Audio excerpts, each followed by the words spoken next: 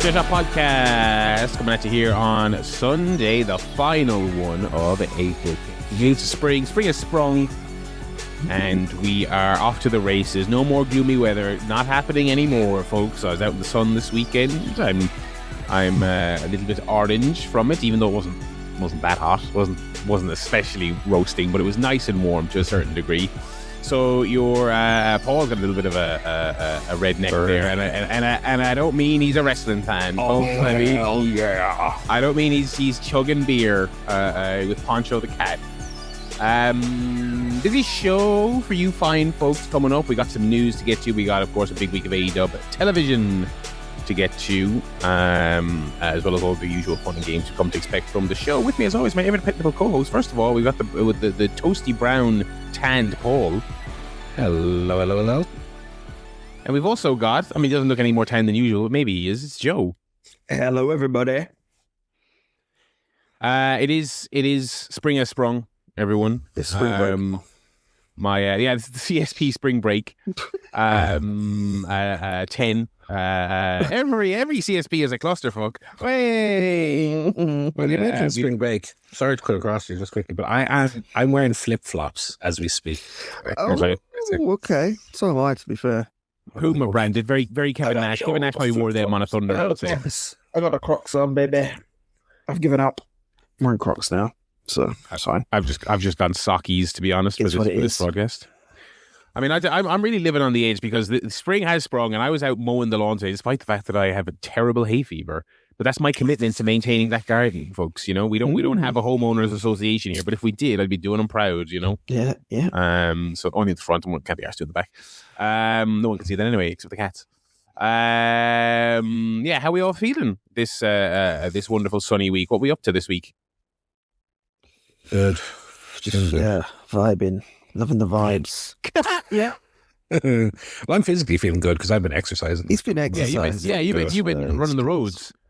Yeah. Let's see. Check my little Nike running app. How much have I run since I started this whole debacle that I talked about last week? Let's see. Activity 14.1 kilometers. Now, Joe will say that's just a half a walk I do at the weekend, but 5 runs, average pace 5.3, 5.5 minutes. So that's good. I got a big blister on my foot now. Nice. Been lifting the weights. I've been running.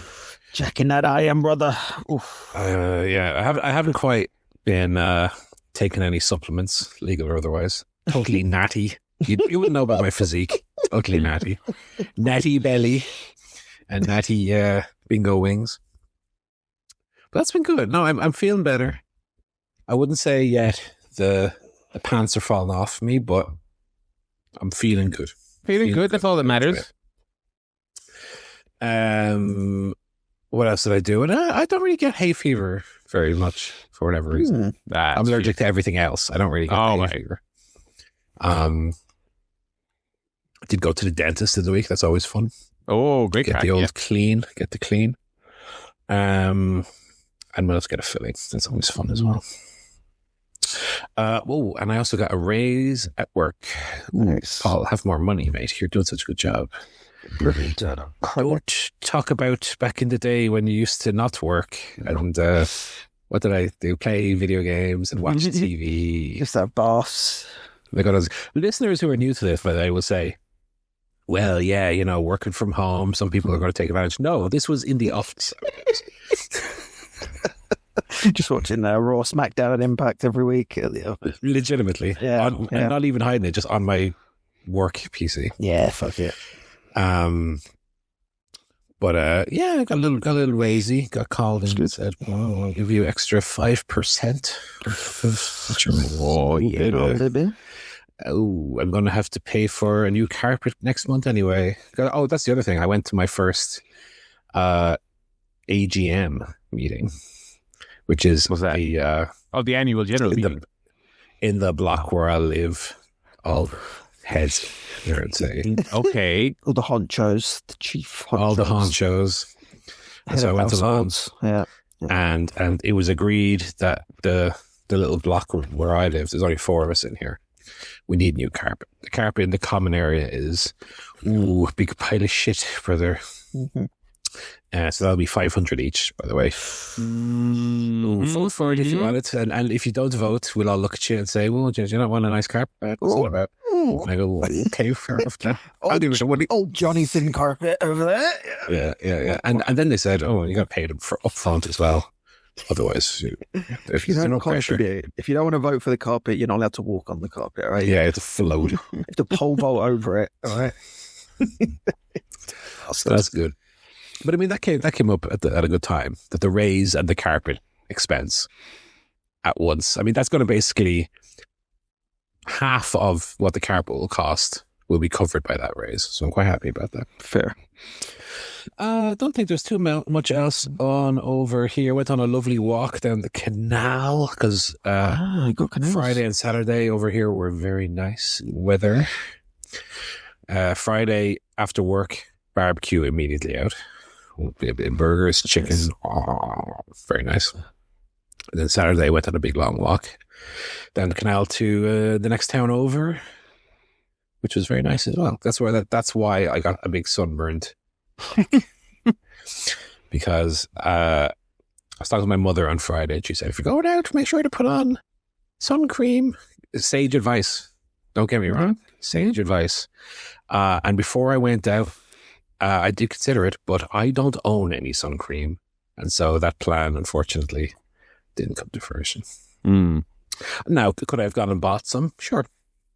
I was going to say, do you live in an igloo in Antarctica 6 hours away from the nearest shopper? I don't think so. There's a pharmacy closer to my house than the shop, which is not even a 5-minute walk away. Mm-hmm. But he never goes without his Haribo, does he, listeners? Listen, all right? He never. Oh, I mean, he's working out his protein shakes. He doesn't go without his protein. Did the sun cream get lost on the way to buy those bickies that I eating? Yeah, he was showing us triple chocolate biscuits before we went live.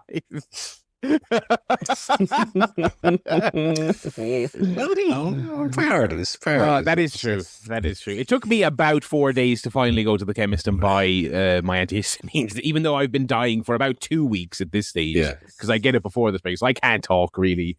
It's boring. I go to the pharmacy to get stuff to live, stuff like that. Yeah. versus going to CX, which I did this weekend. So yeah, one computer game, please, from your exchange. Yeah.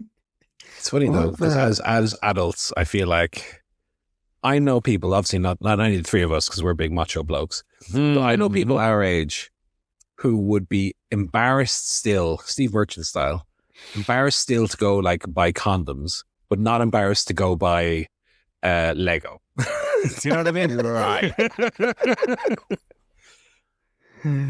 Yeah, should be more stigma. It's a little bit backwards, but hey, I enjoy both. So, Lego condom. Oh god, even more embarrassing. Me nuts. Bring one of the painful. That'll be the next. Break it up. The next AEW death match. Lego. Lego. I went to the park yesterday. All right, that's good. Yeah. Birthday party for a friend of mine in the park. So he said, so let's all meet in Regent's Park in London. Beautiful park. Also, weather was 20 degrees, sunny, absolutely perfect. Not too hot, but warm enough. Fancy looking park. You know, you're not even wearing a jumper. You're not even got a hoodie. You're going t-shirt and shorts, and you're loving it. And you're not too hot. Perfect weather. Very busy, the park. I mean, God, London was heaving because we had the FA Cup semi-finals this weekend. Of course. And the London Marathon today. Yes.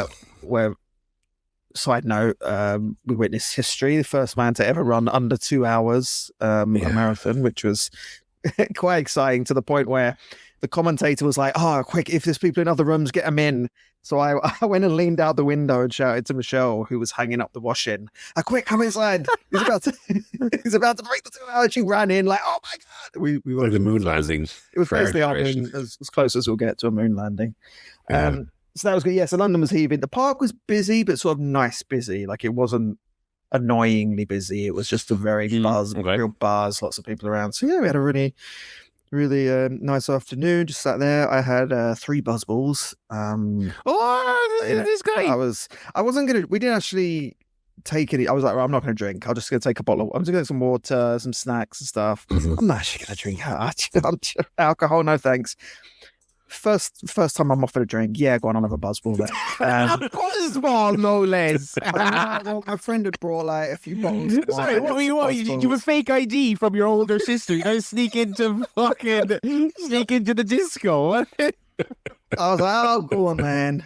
Ended up having 3 of them. Funniest part was I was reading the side of the buzzball and it says on there, woman founded. No, yeah.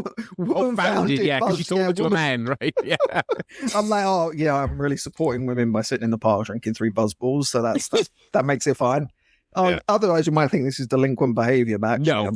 I'm supporting women. And if you don't agree with that, you're a misogynist, okay? So we had a good time. God. If I tell you what I turned up with as well, because I got there about 1:30 and I hadn't had lunch. Michelle had been out for lunch with a friend, so I hadn't had lunch. Yeah. So after getting a train into London and then walking to Regent's Park, I'm absolutely starving. I'm getting really hangry, all these crowds everywhere. I'm ready to punch someone. I thought on the way there, you know what, I'm going to pick up a nice treat for everyone. I'm going to go to like a Krispy Kreme, get a few donuts. I thought, that'd be a nice little thing. I spy a Dunkin' Donuts, of which there aren't many in London. There's probably only a handful, but I saw a Dunkin' Donuts. I was like, I could pop in Dunkin', that'd be nice. Next to the Dunkin', Taco Bell. So I turn up to the park with a Taco Bell bag and a Dunkin' Donuts box, and so I plop down on the celebrating the marathon the right way. The picnic blanket, yeah. So I'm there eating my taco and my spicy fries with my buzzball. And a donut. That is livid. If that's not livid, folks, if that's not capitalizing on the good weather, I mean, I don't know what is. And sharing around. I got these like munchkins. I'm sure you've heard of them, right? They're Dunkins. They do these like munchkin things. I'd never had one before, but they're like little donut bites covered in icing. Okay. They're actually pretty good because it's like you don't want to eat a whole donut and you don't have to share a donut. So you just grab like a little donut bite, and they're actually really nice. So a mini donut. Good purchase. Yeah, so we had that and then headed off home. So it was a very successful Saturday. Did miss the footy, but nothing earth-shattering yesterday, really. I mean, City won. It was very fun. I don't give a fuck about the FA Cup. The Premier League was very fun. What did you watch? Well, this is the thing, Joe. The last few years, we have top of the league sewn up, bottom of the league sewn up. Typically, the teams who come up go down. Middle sort of European places, we know who's going to get them. This year, we got to fight at the top. We got to fight at the bottom. Yeah, we got to fight in the middle. So you had West Ham go ahead against Everton. Mm-hmm. Oh my God, if Spurs don't win this. Yeah. Then Spurs got to go. Then Everton got to go. Oh no, West Ham. Oh God. Then West Ham, we got the last minute. Oh my God. Unbelievable stuff. Tremendous stuff. Also that battle for the European spots. There's like 7 teams who are like 4 points apart. So Tony Khan's Fulham. They're only 2 points off potential Champions League place, really. If I know, Villa win the Euros. Villa lost against Tony Khan's Fulham. Yeah. So Villa finished 5th, win the old Europa, Fulham 6th, bit more money for signing, a Malachi Black back. What for Fulham? Be the best place for him. Best place for him, yeah. That'd be like all he has to do is do that kick once and actually score from it, and that would be a highlight forever. So, yeah, he's mainly on the bench, to be honest, judging by. No, he comes on, and then when they're like 2-0 down, like 89th minute, he goes, "I have to be subbed off. I'm not going to be on here when we lose." Yeah, so we're there. Can we turn it into an escape the stadium rules? There's a little reference for everyone from about 2 years ago when he was in AEW. So yeah, I'm really enjoying these few weeks. I think it's all to play for, and actually, I want to clarify something that I said last week, which was about Arsenal bottling their position where they were nearly 11 points clear at the league. You know, when that position being what it is, I'm cheering for Man City. Fucking catch him. Arsenal bottle it. Now that they have, and now that it's 70-70 or 73 now Arsenal, I want Arsenal to win the league again. And ultimately, I want Arsenal to win the league, not Man City. But I want it to be close. I want it to be tight. I want Arsenal to win with their own version of Aguero. You know? I think last week I came off too much like I'm basically cheering for Man City and I want Man City to win the league. I don't want Man City to win the league. I'm very, very sick of that. And Arsenal winning the league is proof to the Man Uniteds and the Fulhams and the other teams that it can be done. You can beat Man City. You can beat, I was going to say Liverpool. Liverpool beating themselves at this point. But it can be done. So come on, Arsenal, bring it home. And Chelsea and City, is there a way that both teams could lose the FA Cup final? I mean, I don't think there's been an FA Cup final in quite a few years that I've wanted to watch less than Manchester City versus Chelsea. So maybe Malachi Black can run in and kick their heads off or something. But yeah, very much enjoying the footy. Also, you had the National League final, essentially. I mean, it was a league, but it was number 1 versus number 2. Multiple pitch invasions, multiple last-minute winners there. And Wrexham, are they going to make it to the Premier League? They were beaten by Coventry, obviously, today. I watched a bit of that. Really good free kick. Second goal for Coventry. Again, part of me really would like Wrexham to take it to the edge and then not make it.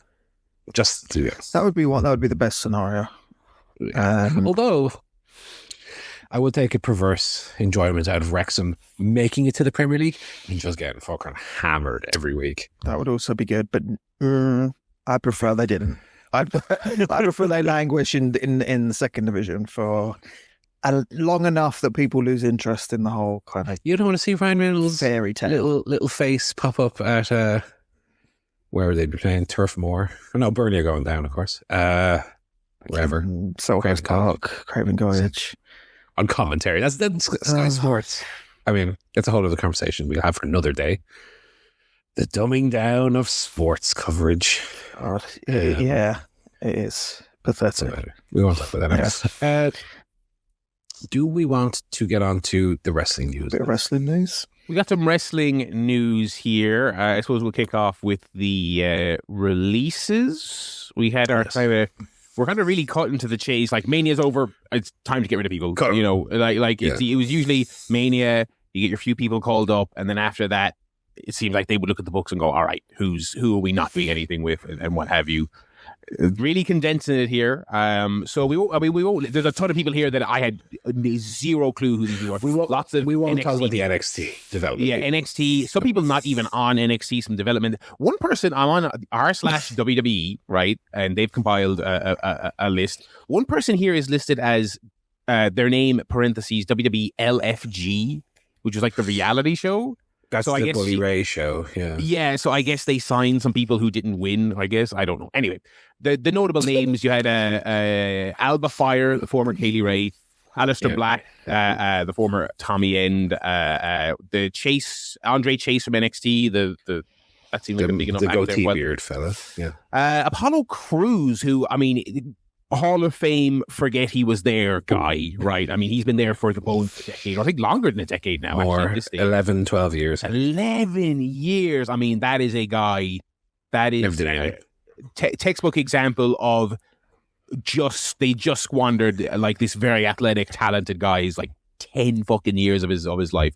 Bo Dallas, interesting enough, a lot of people claim to hate TKO and then still get in their feelings when TKA do something they perceive as nasty. Like, it's just, they'll never learn. A lot of people like really annoyed that they fired like Bray Wyatt's brother, you know.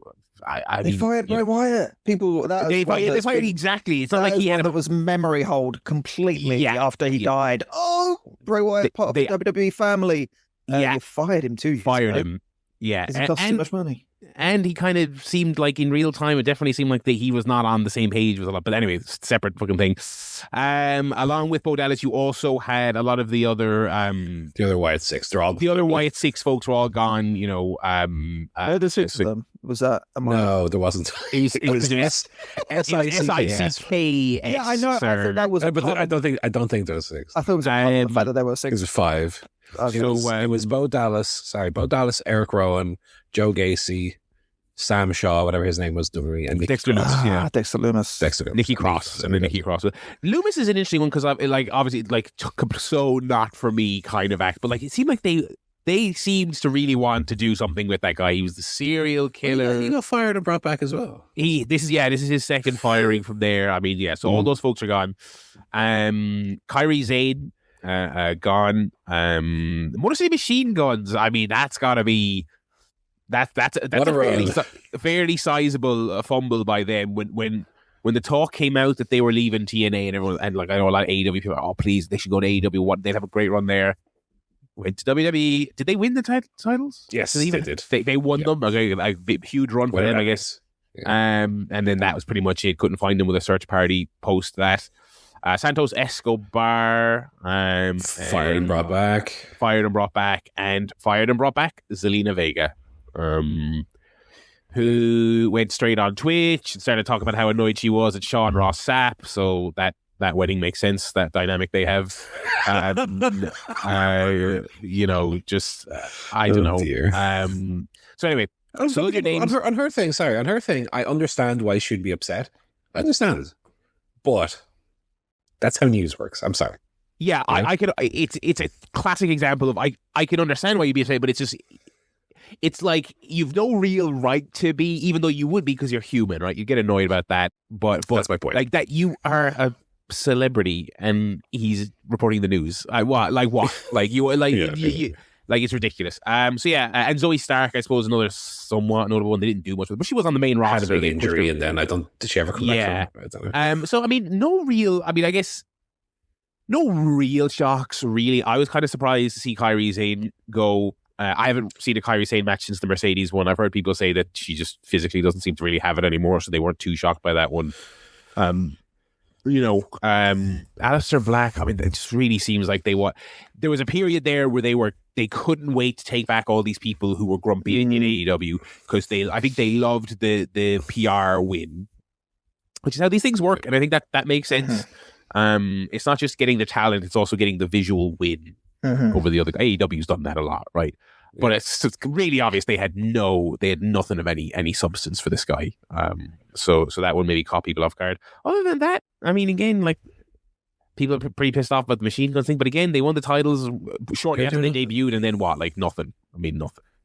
So yeah, the tag titles. The strange one's relevant, isn't it? So it's not a tag company, is it? Really? It's just it doesn't mean anything. What was the caught me off guard were Kyrie, because it seemed like she had, for the better part of the year, been involved in this storyline with Asuka and Io Sky, and so they never paid that off until she's gone. So what if it was? I've seen mention that was a contract expiry rather than a cut. Yeah. So I wonder if she was like, but then these people want to go maybe it was on her side. She didn't. She wasn't offered what she wanted, maybe, and so she was like, "I'm leaving." But the thing is, but if they know that her contract is expiring, and you're using her in this storyline leading up to WrestleMania, and then she's gone. It's I don't say it's the right thing to do, but the Tony Khan model is they come off TV if they're for 6 months, with some exceptions. I mean, Powerhouse Hobbs is featured pretty prominently up until his contract expiration, but normally not. But that one surprised me, and I wouldn't say Aleister Black surprised me necessarily, but he had been involved in a feud with Randy Orton, had beaten Randy Orton on TV, I think this year. So, I mean, they were using him, and again, until they weren't, I suppose. Insofar as who, if any of those, would you take? I would lean Kyrie only, although I've just looked on Wikipedia, and she's not old, but she's older than I thought she was. Yeah.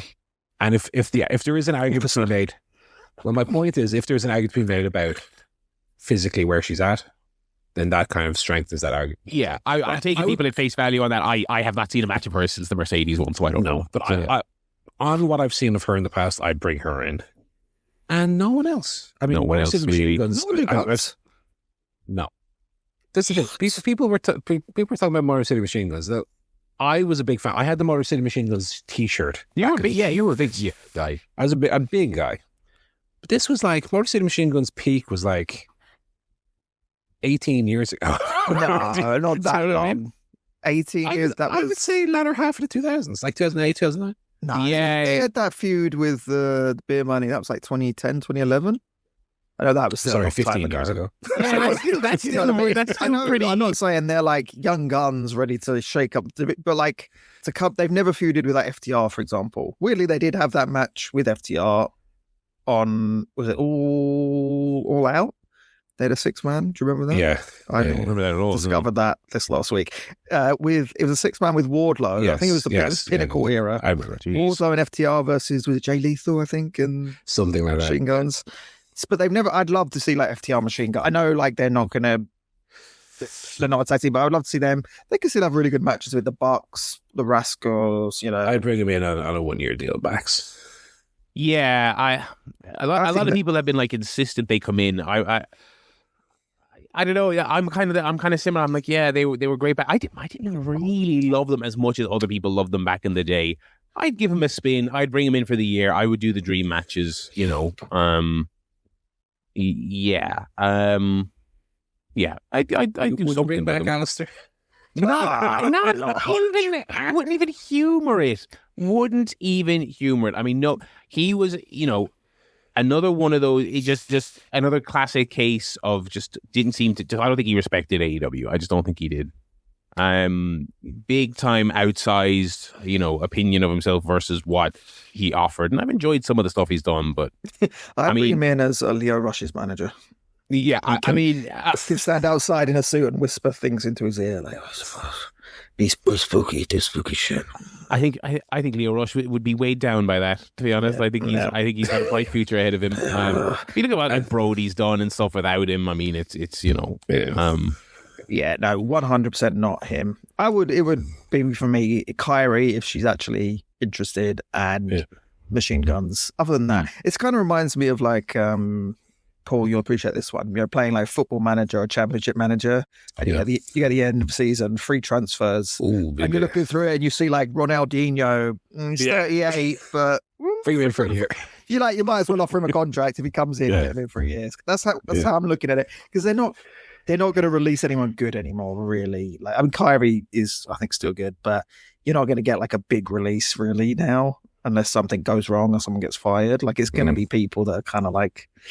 Yeah, on the edge. So I don't think AEW should be in the business of like signing too many people. But I don't think they will either. I think Tony's kind of a bit more restrained these days. I think so. Yeah, and I mean the Malachi Alistair thing compared to someone like Andrade, who had the same career path, let's say. But obviously, when Andrade left the first time from AEW, Tony was fucking in love with this guy. We wish him the best. So when he became available again, fucking Tony bring him back in. He loves the guy. Sure. But obviously, for what we're seeing, and also there was some ambiguous but not so ambiguous posts by some of the AEW roster these last few days of, we don't want this guy. So, you know, you hear all the comments from guys like Darby and MJF in interviews where they talk about the bad eggs, cancers that have been cancers. So, you know, I would wonder if people who have Tony's ear would say, and Tony himself, I don't think he what value does he offer? Like, even if it wasn't for all that, it's not like he's a great wrestler, is it? Yeah, it's like, what did he really do? What did he really do? It's not like a massive, I don't know. Yeah. A lot of NXT call-ups as well this week, which has been. I'm just looking at the NXT. Gutted NXT. I'm looking at the NXT roster on Wikipedia now, and oh boy, the world champion is a chap with a big beard who I've never seen in my life before. I'm looking through this list. I recognize Lexis King and Shawn Spears. Yeah. Honestly, outside of those two, I mean, there's also like Charlie Dempsey. I think those three, I could not tell you who any of these people. Oh, Blake Monroe. No, she's called up. She got the call Oh, up. my bad. Oh, phew. I mean, there is Ariana Grace as well. But John, if that roster isn't setting your just tits ablaze, Evil is coming in. Well, yes. Oh, yeah. there we He's go. not going to NXT. Is he going to NXT? He's about 50, isn't he? I'm sure he would. They did a tease with it on NXT TV of someone was handed a box with a Japanese symbol on it. Oh, great. Okay. Speaking of them whiny Japanese always handing boxes Do the around. box gimmick, but put some Japanese shit. yeah, they've already done a box this year. Anyway, on the subject of call-ups in NXT, did you see? I thought it was a wonderful sending off of Sol Ruka on NXT that they decided to kill her on her final night by having her take this back body bump through two tables where she went through one and fucking her neck hit the edge of the second one. It was one of the and it's not about insult and injury. Terrifying bump that miraculously unless it's gone unrecorded, but she seems like she's fine. Absolutely horrible bump, but she seems to be fine. Taking that bump on one of the most like piss-boilingly bad, terrible Shawn Michaels ass spots of all time. I mean, that was my problem with it. This guy, lots of people. Okay, this is a problem. A lot of young wrestlers think the Shawn Michaels Ric Flair finish is the greatest thing ever. You know who thinks that, seemingly based on the show he books? Shawn Michaels thinks that's the greatest finish in the history of wrestling. Because like Sol Ruka and Zarya are having this last woman standing match, and they're up on some contraption teasing a table spot, and Sol Ruka's dangling Zarya by her hand, and Zarya's like, no, please, I'm sorry, I didn't mean it, I love you, I did mean it, and Sol Ruka pulls her back. Sol Ruka, a baby face, by the way, fucking imbecile moron baby face, takes this at complete face value after beating the shit out of each other in like a weapons match, and pulls her up, hugs her. Zarya then does. They're crying and oh my god, and the commentators are like, oh, they got it out of their system. Isn't that great? They're also fucking idiots in the universe of the show. And then Zarya, their new favorite thing in WWE, does the John Cena face turns evil look and pushes her off the stage. I mean, it was the most contrived rubbish. I mean, and then she nearly fucking broke her neck on the bump, which is ridiculous. Oh Lord. Anyway, that's WWE land for you. That was not to just do the if this happened in AEW thing, but I mean, if that Sol Ruka bump happened in AEW, it would be fucking front page news for a month. You know that Stevie Richards would have a video out before Stevie Richards would have a blink your eyes. He'd be doing thumbnail face pointing at it. Anyway, there was a fresh wave this week of questionable wrestling fan interactions. It seems like sexual assaulters and near-on rapists, and it wasn't the wrestlers this time. Yeah, it seems like this Mania weekend was a thoroughly miserable experience for a lot of the wrestlers. I think Dave was talking on Observer Radio about reports he got across the spectrum, just being that the general behavior and vibes were just absolutely terrible at every fan-facing event. And obviously it's been bad for years, but it's really, really bad now. The thing really boiled over publicly with the CM Punk situation. And this guy, I mean, you want to talk about how much of an unpleasant dick you have to be. I mean, this guy got pretty much every person online unified on CM Punk for the first time in like 20 years. Yes. This video comes out of Punk going up to some guy at quite obviously they're in a hotel, and like Bailey and AJ are hugging, and Punk goes over and smacks the phone out of his hand, which was very funny, first of all. And you see a couple of seconds of the guy getting all arsey, and straight away from that first clip that came out, you're like, well, it's quite obviously this fan is like filming these people having like a personal moment. He's at the hotel, you know, he didn't just happen to be in that. None of these fucking people ever just happen to be, oh, I'm also at the airport at 5 a.m. What are the chances? It's like obviously hanging around the hotel. He's got his fucking WrestleMania shirt on. You know, it's just obviously a fan there to just harass and photograph and be a pest to the wrestlers. That was obvious from the first thing. But then he basically starts demanding an apology, and TMZ released his point of view, which I can only assume he sent to them because he thought it would exonerate him or make him look better or something, not realizing it made him look about 1,000 times worse. Because then you see before the slap, he's he's basically got the fucking phone up Bailey's nostril, and she's telling him to go away and swiping her hand at the camera, telling him to get away before Punk slaps it out of his hand. I'm like, this is like an unintentional doubling down. He thought he was like exonerating himself. So this is the one that everyone saw, but the general reporting seems to be that it was just like this all weekend, and it was a very unpleasant weekend. I mean, I think if people want to have these debates about how should wrestlers react when someone comes up to them at a bar or whatever, I don't really care about that conversation generally. If you're going to have it, though, I think you have to just disqualify the hotel and the airport people. I have no patience for that. I think it's the worst thing ever. You can have your idea about the way a celebrity should act in public, blah, blah, blah. I think it's the worst. I think it's the worst thing. I mean, I don't know if you ever see, every now and then on like, I'll see an Instagram reel or a YouTube short or something like that, or a TikTok. Like, these people, I guess, either holding their phone, or some of them look like they've got like GoPros on their chest, right? Going up to like the airport thing, which you've all heard about over the years. These lads, right? They go up to fucking Jeff Hardy, right? And fucking a guy who's typically too nice and does sign things to them. He's there, he's in his fucking trackies, he's exhausted, he's got his hair in a bun. And these guys are recording themselves. And there's no pretense of, I just bumped into you, let me get a notepad out of my pocket for you to sign it. Have you seen these people who go up with the A3 sized piece of cardboard? And it has Funko Pops taped to it, and 8x10s taped to it. So there's no pretense of anything other than, no, I'm here at 5 a.m. at the airport to get you to sign this little landfill piece of shite, so that I can sell it on eBay for £5 more than I just bought it from a GameStop. It is so big. Like not that it would make it good, but I think it's actually worse that they're not even pretending that they're just bumping into them for an autograph. Do you know what I mean? It's like. It's dreadful. It's absolutely dreadful. But yeah, so that was the theme of the weekend for Vegas interactions, it seems. It's strange though. There's no respect for these people as humans, just no. Human zoo, phone out, just gawping. That's the type of people they're going to attract now. The type of people that are willing to 100%. to overlook everything the company does and spend the money you have to spend.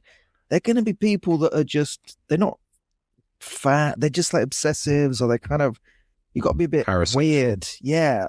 Absolutely. Yeah. To buy into that company so much, you kind of have to be beyond like any like normality, because otherwise you'd probably go, fuck it, I'm not going to watch this anymore, or not buy a ticket. These are just like weirdos. But that's the devil, that's the bargain you strike. You take their money and you get weirdest people of all time, like as your fans. Like, okay. Well, there's two types of comments I've seen about this on that side. Most sensible people would say, this isn't normal. This is reprehensible. Let these people live their lives. Get a life. But I've seen two comments on the other side, which are, number one, the classic. Say the line, Bard. We pay for your and your house. Yeah. Right? Number one. And number two, this was unbelievable. I saw, because this was on a Facebook. Who fuck uses Facebook? I don't know why. Greatest website of all time, yes. Facebook, some random group, because that's what Facebook does now. There's no suggest the worst wrestling pages to you've ever seen. I mean, I can't believe how bad it is. And it was someone posting about the situation, and one person said, well, I have to do right by my kids. What do you expect me to do? What? Yeah, as if I owe to my children to get a photo or a signature off this person in a hotel. What do you expect me to do? I have to do right by my kids. The thing to do right by your kids is to teach them to not to act like this. Not worship celebrities and not worship celebrities and need something from them as a validation for I don't know what. And they do use the kids. You know what it is? It's like a little fella wrote in a little song and then also put in the music video of said song called Stan by Eminem, where Stan, the obsessive fan, was using his little brother as an excuse to wait outside the show rather than actually admitting that it was him. Because I do see, again, not just from this weekend, but I'll be scrolling TikTok, and it's just, TikTok is a great window into these people's lives, because I've seen it for wrestling. I've seen the videos that are very obviously outside the hotel and they're seeing people go past, and fucking Sheamus and CM Punk are just waving at them politely. Funnily enough, the algo throws me some of the football ones. I don't know if you guys ever see that on like on any sites, but like similarly, people filming themselves watching footballers getting out of buses and stuff. And then you open the comments, and it's all just debating about how the people are behaving as they walk from bus to hotel. I'm like, what are you on? And like that, it's also, yeah, my kid was devastated. He wanted to chat to him. I'm like, you went to the bother of finding out where they stay. Go to fucking Smith's when they advertise someone's doing a sign-in, mate. That's it. And if they're not doing a sign-in in your town, too fucking bad. They're not. Do you know what I mean? Like in the example I gave earlier, where people are recording themselves. People record themselves getting the signatures at the airport. Likewise, in the comments, go bit short. You know, because you give these people an inch and they take the mile. Like I've seen like Rey Mysterio as well, and he always seems to be like, a bit short to Rey Mysterio. They don't blur the face either. They don't have the decency to blur the face. Well, he was like, hey, these wrestlers are all exhausted. And if they're nice, like, hey, I'll just do a couple today. And they're like, the comments are bit short, bit rude, bit kind of not what very like.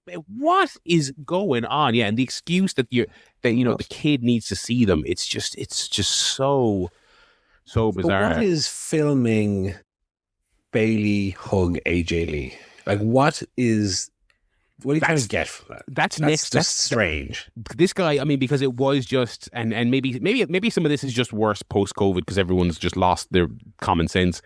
But when you watch his video, he's not even like asking them, not that this would make it good, but at least understand how his weird brain is working.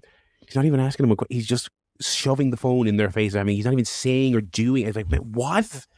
He's going up to this person like it's a fucking zoo, like they're a fucking orangutan in a fucking cage, and you're just like, what are these people doing? It's fucking insane.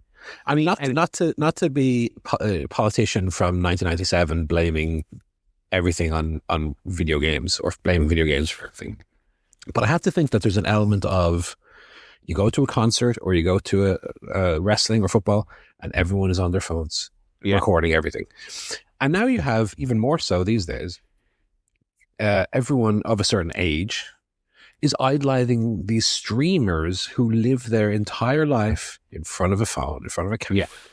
So I don't want to say that's the reason why, but there's an element of something is happening, the phone comes out, record of any level, and it's obviously in this case super intrusive and not at all appropriate. But it seems like for whatever reason, nowadays it's just so easy for people to, again, with no filter or no thought process of, is this appropriate to do? It's just, I have to stream, I have to pick up my phone and record this video.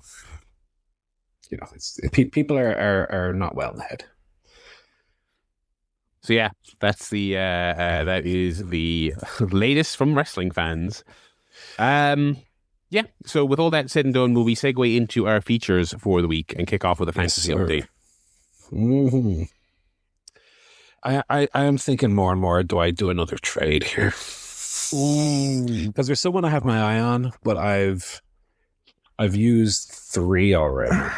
Well, tell us who it is, and then we can trade also. No, I don't want to use any mods. That's what. We need to talk about the transfer window as well, because we didn't talk about that. A few things, because I also have something we need to discuss. So we're going to do before we go to the fancy update, we're going to do a brief little round table of this is the Fantasy League AGM. Okay. EGM, all, emergency general meeting. Do we get new carpets in the Fantasy League? Yeah. So Joe, if you want to go first with So last year, long-term fans will remember we introduced a transfer window where you can make 2 trades. This was in July. Because All In last year was in July, so we thought it made sense to kind of reset the halfway period. This year, All In is back to being in August. So do we move the transfer window to August to fit it around All In? Or do we keep it in July? Because it's the halfway point of the year. I would be okay with either. I think July is close enough to August that you could still make some trades with an eye on All In. But similarly, doing it in August would give you a better shot of bringing in someone who's going to be on the All In card for them. And as we know, All In card is triple points. No, I'm equally okay with both. So July or August for me, either is fine. I don't have many trades to make before then. Anyway. Well, that's the thing. It would be better because you'd get 2 trades faster than if you had to wait till August. So maybe you'd be like, oh, actually, fuck it, I can bring in 2 people in July, then wait an extra month. I don't know. I think maybe July makes sense because it's just the halfway.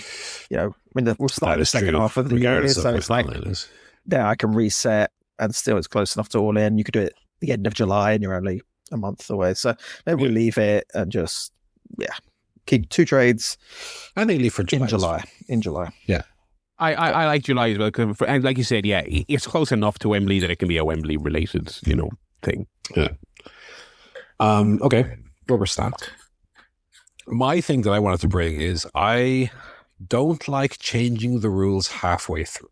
In my head, if you've made the rules in January, they must stay thusly until December. However, I do have one amendment that I would like to suggest, and obviously you guys can ratify or not. It doesn't affect much, and I would say as well that anything that is affected to date, we would leave. It is the rule which I suggested, fucking idiot, on a championship wins in Ring of Honor, CMLL, or New Japan. I suggest that we rock that. Don't use today while going forward, because I caught yesterday, just happened to see a headline, Mascara Dorada won something or other in CMLL in a match with Hechicero and someone else, and I would have just not even caught it. Okay. It's too hard to keep track of. Okay, because the thing is, there's people who are on this file who've wrestled once in AEW. Say, let me scroll down here. Magnus from CMLL. If he were to win some title, I have to go into the file and give him. It's too much. To be clear, the only people. So the idea was if you have a wrestler who wins a championship outside of AEW in CMLL, Ring of Honor, or New Japan, they will get 3 extra points. Currently, to date, and again, I will say that there is possibility that I missed some, but to date, only Hechicero and Konosuke Takeshita have got points by virtue of that rule. So I would say that they will keep their points because when they got them, that was. I don't know about that. I think if we're going to expunge the rule, you can borrow Stanton. I think if we're going to expunge the rule, then you have to get rid of the points that have been won so far, because otherwise, why? Otherwise, why not? What if Okada went and won the IWGP Heavyweight title? Then I miss out on those points because we've changed it halfway. It's like what? 5, how many points is it? 3. It's fine. Remember when Paul beat me by like 5 points in the first year? That could be a decision maker. I don't think if you're going to change the rules, I think it has to be retroactive, because otherrise, I'm fine. It's an uneven play. It is only 3 points anyway. I don't think it's going to break anybody's season. You know what? I should get 3 points. I'm happy to expunge if you would like to expunge. I think there's I don't mind either way. We can expunge. It's only 3 points, as you said. It's not I think it's fair. It's less points than you would get for having one person win a trios match on Collision. No, it's not really that. Okay. Rules is rules. Okay, I'll go and fix that later on. Yeah. Stupid rule. Why did I come up with it? Anyway, Joe had a very good week this week. 17 points. A couple of title defenses helps when you have champions on your team. Barry had Joe scored 17, Barry 7, and me 9. Oh my god! I think it was the worst week for a change, which is unusual. Not much really to comment on. I'm trying to see if there was anything notable here. They did mention on TV that Jamie Hayter wasn't cleared. Yes, yeah. I don't think that's necessarily. They didn't indicate there's going to be anything long term. She said she'll be back next week on X. So I think it was just a little thing. In the Mercedes realm, I noticed they're really pushing this Willow Nightingale as the comeback killer. So I just assume that's what that's building towards. That could be it. Still no sign of Mark Briscoe. He's gone to work on the chicken farm forever. He's never coming back. Still no Hangman news either. No Hangman news. Although I would imagine he'd be back in time for All In. Yeah. Which is apparently the word on Kyle Fletcher as well. Fingers crossed on that one. Okay, that'd be good. Otherwise, not a huge ton to report on. A fairly quiet week. A lot of, like, Joe only had 4 people wrestle. I had 3. Barry had 3. So of our 30 that we have drafted, only 10 of them wrestled. So it was a fairly low key week, I would say. We have some big matches coming up on Dynamite though. Possible TNT, MJF, Kev Knight. That's a possible world title. Brody King, minimum 7 points for me there. Come on. Possible double retention for the Babes of Dominion. I was going to call them. Play our hand a little bit there. The big bad Babes of Dominion. Big bad Babes of Dominion. Yeah, when they wrestle, you're really in. You're doing well. If they don't, I think you're in a bit of shit, Paul. But like when they defend it, it's like, okay, 12 points, loved it. Yes, It's not even them. It's because Megan Bain is my most featured wrestler of the year. She's a good earner. She's a good earner. Everyone else, like, I didn't think we'd be reaching nearly May. Like Bandito, 5 matches. Mercedes Moné not back. Mark Briscoe, 5 matches. Like Kevin Knight's wrestled 19 times this year. Yeah, Kevin Knight's been a good one. Mox has wrestled 19 times. I mean, if you look at the number of matches, Joe has 3 of the top 4 in Orange Cassidy, Kevin Knight, and John Moxley. Well, of course, I'm a bit disappointed with Strickland and Okada, though. I mean, they've been a bit. They're not bad, but away. Yeah, they're not exactly. They should be in the 50-point kind of range. I feel like I should be. Yeah, for sure. But yeah, all right. Anyway, that's your fancy update. Not a crazy big week. Nothing much really of note. We're gearing up for Double or Nothing. For baby, cannot wait for Double or Nothing. Okay, time for a little quizzy crew. Quiz time. We're playing Over the Edge, which is where we're looking for the top 10 answers of a given category, but we are looking for the answers lower down the list for more points. So we're not looking for highest grossing movie of all time. Avatar only gets you 1 point, brother. We want Force Awakens, whatever is further down the list, right? Okay. This week we have 2 non-wrestling categories. Start thinking in testing your general knowledge here. Then we have 4 which are more wrestling related. So again, the rules, you're looking for the top 10 answers. If you give the 11th, 12th, or 13th answer, you lose 3 points. If you give an answer which is outside of the 13 or wrong, you get 0. And if you get one of the top 10, you get as many points as that number is placed down the list. So you're trying to get 7, 8, 9, 10, but not go over the edge. Okay. Barry, we're going to let you go first this time. Okay. Do you want category 1, 2, 3, 4, 5, or 6? 6, please. 6. It's a wrestling one. Okay. We are looking for the TNT champions in AEW in order of their longest singular reign.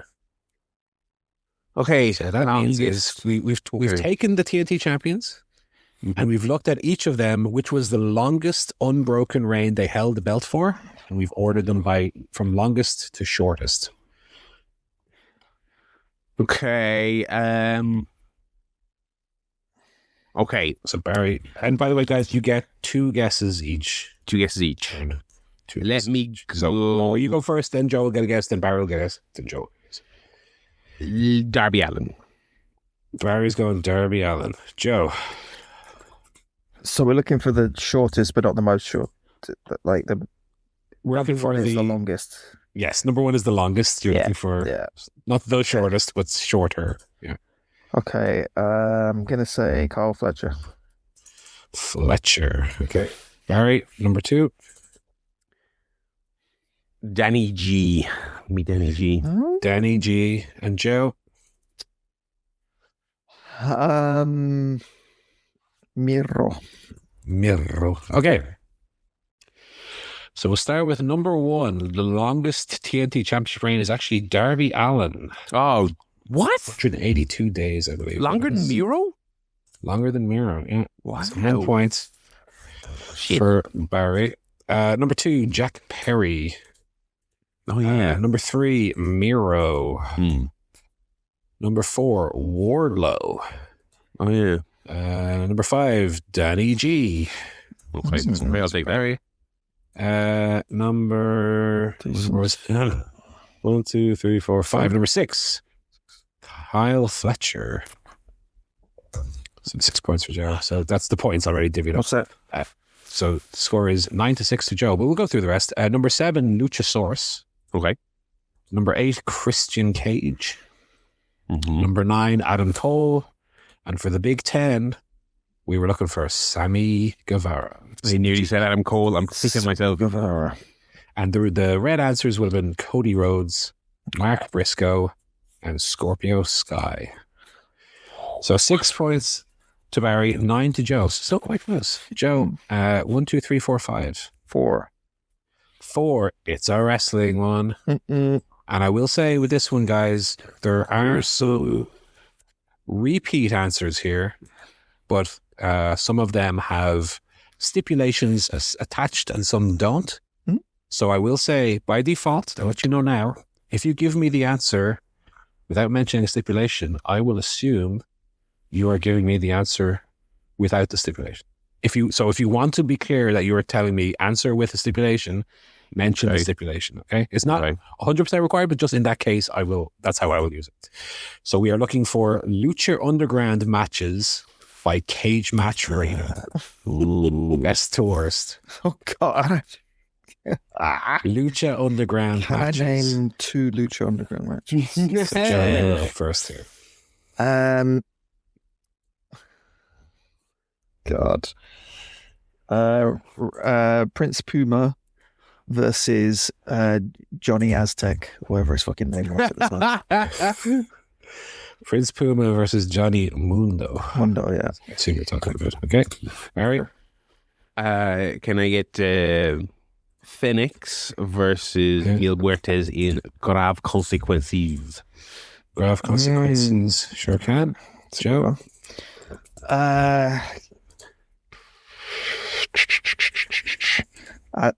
Aztec Warfare. He's going for Aztec Warfare. Okay. Yeah. Do I have to name a year, or was there only one? I'll take Aztec Warfare. There's spoiler, there's one on the list. I'll take it. Okay. Barry, second for you. I can't remember the specific name of it. The AR Fox Swerve match, the war gimmick, the war match, Sure. whatever it was. I know what you're talking about. Yeah. Okay, we'll start at number 1. Killshot versus Dante Fox, the war match. The war gimmick. So that's 1 number point. 1. Wow, That's God, 1. I'm going way too high. Number two is Prince Puma versus Johnny Aztec, or whatever his name is. Yeah. Number 3, Aztec Warfare 2015. So I'll give you a point for that. Number 4, imagine getting the top 4. How funny would that be? Number 4, it's Phoenix versus Mil. Which was not the Grave Consequences match. Unbelievably, not the Grave Consequences match. Number 5, very famously, during the Grand match, nobody said it. Pentagon Jr. versus Vampiro. Number 6 is Mil Muertes versus Prince Puma. Mm-hmm. Number 7, Hito Kiri, now known as Io Sky. Oh, versus yeah. Pentagon Dark. Number 8, Johnny Mundo versus the Mac. Willie Mack of AEW fame, of course. Yeah. Talked about that recently. Number 9, for 9 big points, is Phoenix versus Mil Muertes in Grave Consequences. If you could believe that. Yeah. Lower than Johnny Mundo versus Lower. Yeah, are you well? Are you feeling all right? 9 points anyway for that. And then number 10, we're looking for Pentagon Dark versus Marty Martinez. What? That being like his one good showing. Yeah. Yeah.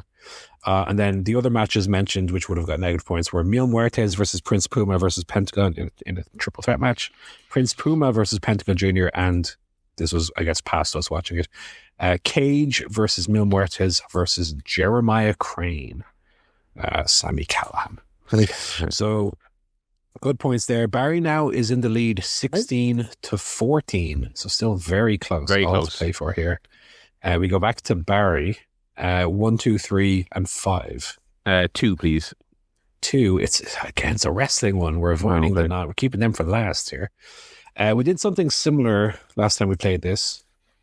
This is John Cena movies by Letterboxd average score. Now, I will say, John Cena's Letterboxd has got a lot of shit on it, which are WWE documentary. Oh, yeah. Movies that aren't out yet, and So I will clarify, I have cross-referenced this with his Wikipedia page, and I really have only real movies on here. So What are Letterboxd people? The kind of award for I that? have allowed Narrative TV reviews, though. I've allowed Oh, TV yeah, of course. reviews. Yeah. A movie's a movie. But these are for, if there's any ambiguity, the Pat Patterson documentary didn't make the cut. But of course, that Cena is in has made the cut. So, Barry, you're up first. Top 10 John Cena movies by average Letterboxd score. A movie came to mind straight away when you said this category, and I think it's either going to get me loads of points or it's going to get me negative. I think it's going to be walking that line. Do I want to take a punt? I will. Bumblebee. Barry says Bumblebee. I like that movie. People did not like that movie, but whatever. I thought it was okay. Joe. Blockers or cock blockers. Yes. Blockers, sure. I am now trying to remember the name of this one.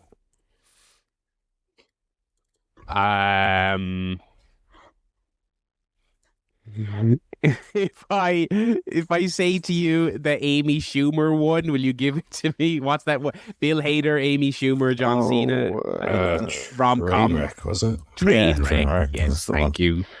Okay, yeah, we'll give it to you. Thank you, Joe. I I didn't give you the weather one that time, so I'll allow this. So yeah, you'll make it up to me there. Thank you. Yeah. Thank you. I was never going to get Trainwreck, by the way. The Suicide Squad. The Suicide Squad. Okay, very good. Any guess what number 1 is, quickly? Barbie? I think it might be The Suicide Squad, I think. No, it's... Barbie. No. I need to just double check number 1 actually here, because I wrote it down thinking, of course he's in that, but let me just double check. He's probably... Is it Superman? he is in it, don't worry.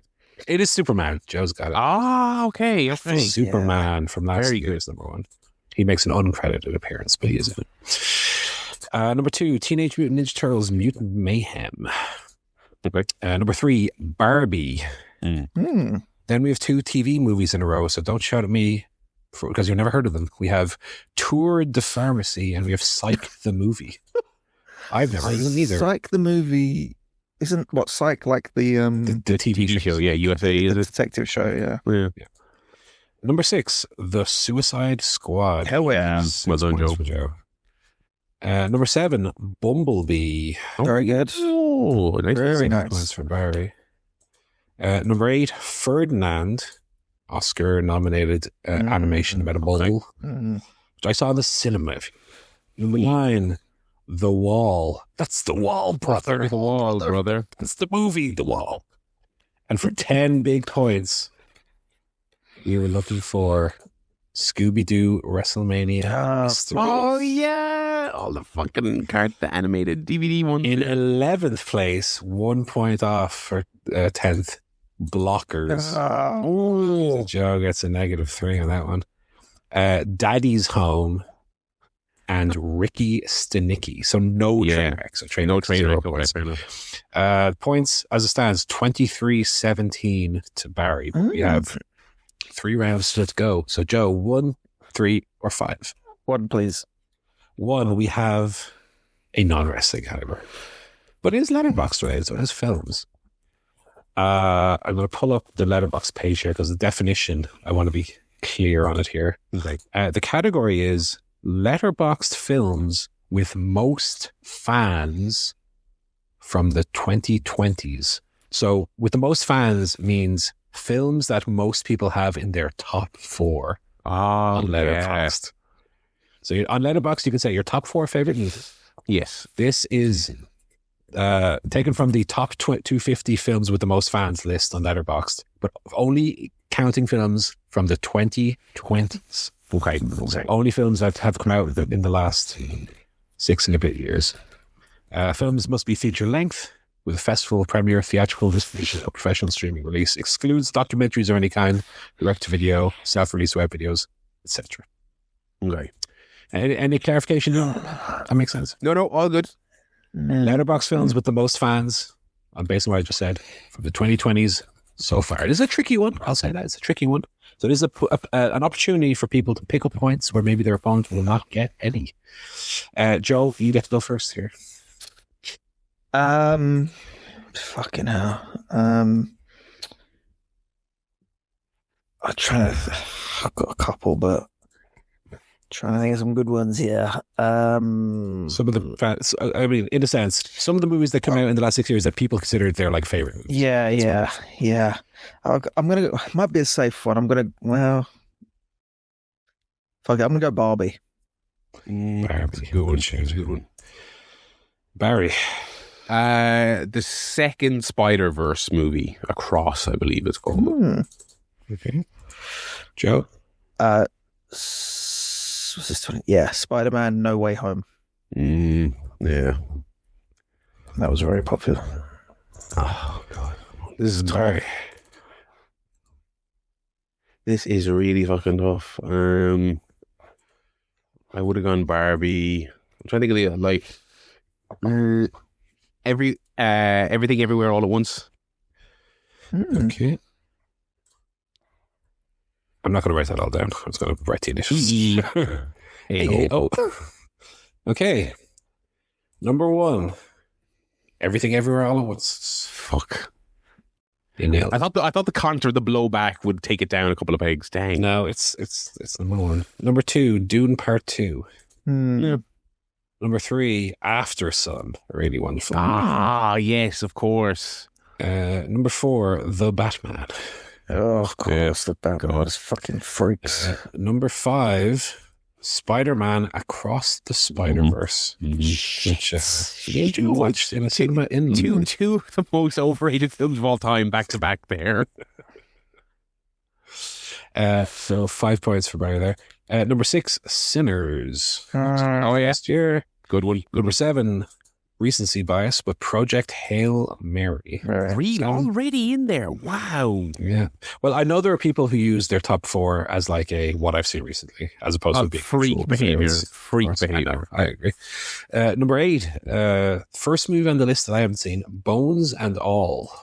Oh, yeah. Number 9, big Barry favorite here at number 9, Past Lives. Oh, yeah. Lovely. And for 10 big points. Ooh, them points are very big. It's Oppenheimer. So not Barbie, it was the other half. The fuck? Other half. I nearly went Oppenheimer over Everything Everywhere. God, I felt like Letterboxd people. Fuck them. This is the thing. It's I knew it was going to be an annoying list. I knew there was going to be comic book stuff on there, and I knew there was going to be a bunch of annoying stuff. I was trying to think cinephile stuff, and I was like, well, but those big movies are still going to be very popular. But yeah, that's the funny thing about Letterboxd. It is cinephile stuff, but it's a cinephile flavor on what's big and popular. Yeah. Do you know what I mean? Like, it is still that. Well, I mean, the red answer sums that up as well. 11, Challengers. Great movie. Yeah. 12, Perfect Days. Another one I haven't seen. And 13, Bottoms. Another I like that favorite. Like top 13 favorite in the people's favorite. Like, it's a good movie. No. Jeez, it's not even that. That director's made 2 films. It's not even her best one. Well, Shiva Baby's right there, everyone. I don't know what to tell you. I don't make the rules. Wow. Okay, we've got 2 left. Barry storming into a 12-point lead on that one. Basically exactly what I said it was going to be. We've got 2 categories left, Barry. 3 and 5. Which one would you like? 5. 5. Okay, this might be a chance for Joe to get some back here. So get your thinking cap on, lad, okay?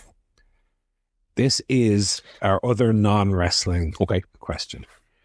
We're looking for the most streamed songs on Spotify as of today by the band Oasis. Ooh. the top 10 most streamed songs on Spotify by number of streams by Oasis. And Barry, you're up first. Was it me? Sorry. Sorry, it is Barry, right? Because we have two. I picked that one. It is Barry. Yeah. Champagne Supernova. Okay. Joe? Little by Little. Okay. Good song. Barry? What's the story? Parentheses, Morning Glory. Okay. Another banger. Little by little. Okay, Joe?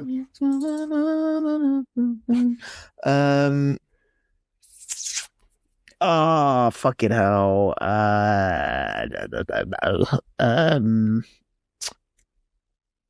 Stop Crying Your Heart Out.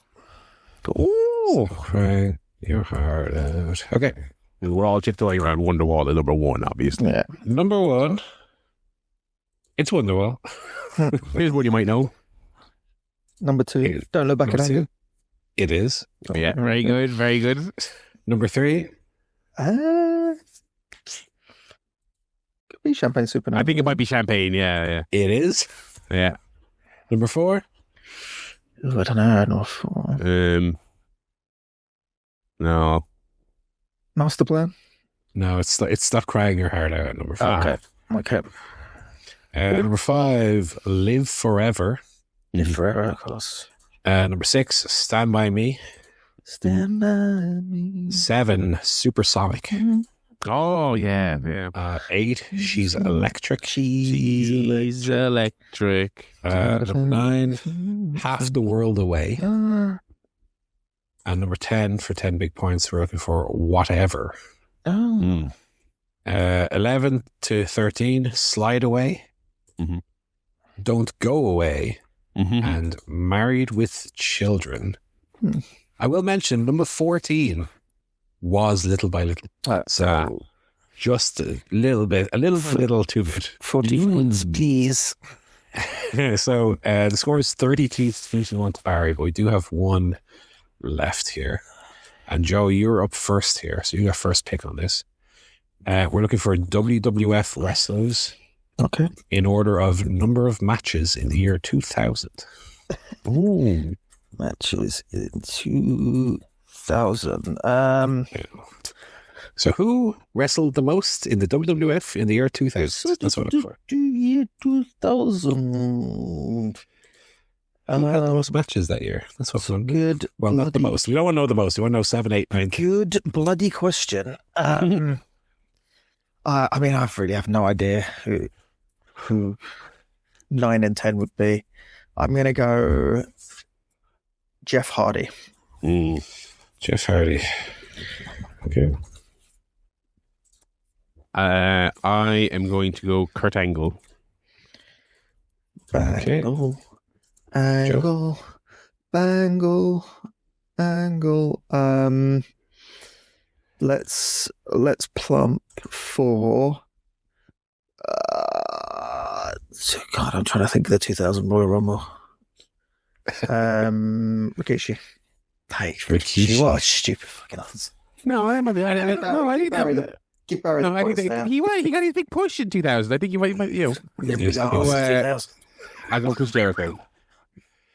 Okay. Number 1. Jeff Hardy. Is Jeff Hardy. Paul was doing the little dance there, listeners, just FYI. Oh, sorry. I forgot we weren't. This is the video format. Jeff Hardy, number 1. Number 2. Rikishi. Matt Hardy. Another Hardy. Little gesture right now. What's going on? I was in the delete gimmick. Number 3. Christian. Yeah. Number 4. Edge. Kurt Angle. Oh, that's Kurt Angle. Hooray. Number 5, Scotty Too Hottie. I knew Scotty as well, yeah. Number 6, Kishi might be in there. Devon Dudley. Devon Dudley. Number 7, Bob Roy. It's Chris Jericho. I was going to say Jericho as well. God damn it. Number 8 is Edge. Okay. Number 9 is Chris Benoit. Mm-hmm. At number 10 for the big points, it's the other one from Too Cool. It's Grandmaster. Why did I say one of them? Not Rikishi, the other boys. And then the red answers were Test, The Rock. What is he doing in there with all these young jabronis? And Steve Blackman. Oh yeah. I was going because with the hardcore matches have all counted as unique matches. All the hitting each other 10 times on an episode of Raw. I guess so. This is just taken from Cage Match, so I yeah, don't know the criteria. But that is the final round, and looking at the scores of the doors here. Joe 22, but Big Barry takes it this week with big 43. Wow, it's a spanking. Okay, well, he's well there. He's done we well there. Got to hand Joe his losses because he's clearing up in the fantasy league. So we got to get a roll back some way. God damn it! Good stuff. Thank you as always, Paul. I love that one. I like Over the Edge quite a lot. Very good. Very good. Took a week or two to get going, but I think we figured it out. Yeah, I like that one a lot. That's good stuff. Before we get into AEW, do we have very brief cliff notes on Mania, Paul? Mania Night 2. I do.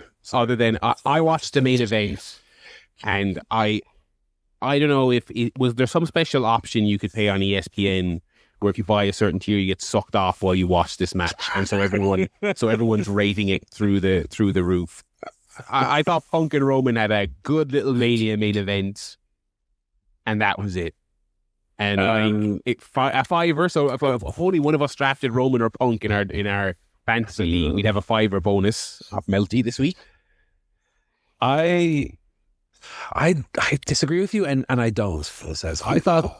Okay, we won't spend much time on it because WrestleMania Night 1 was such just hot shit.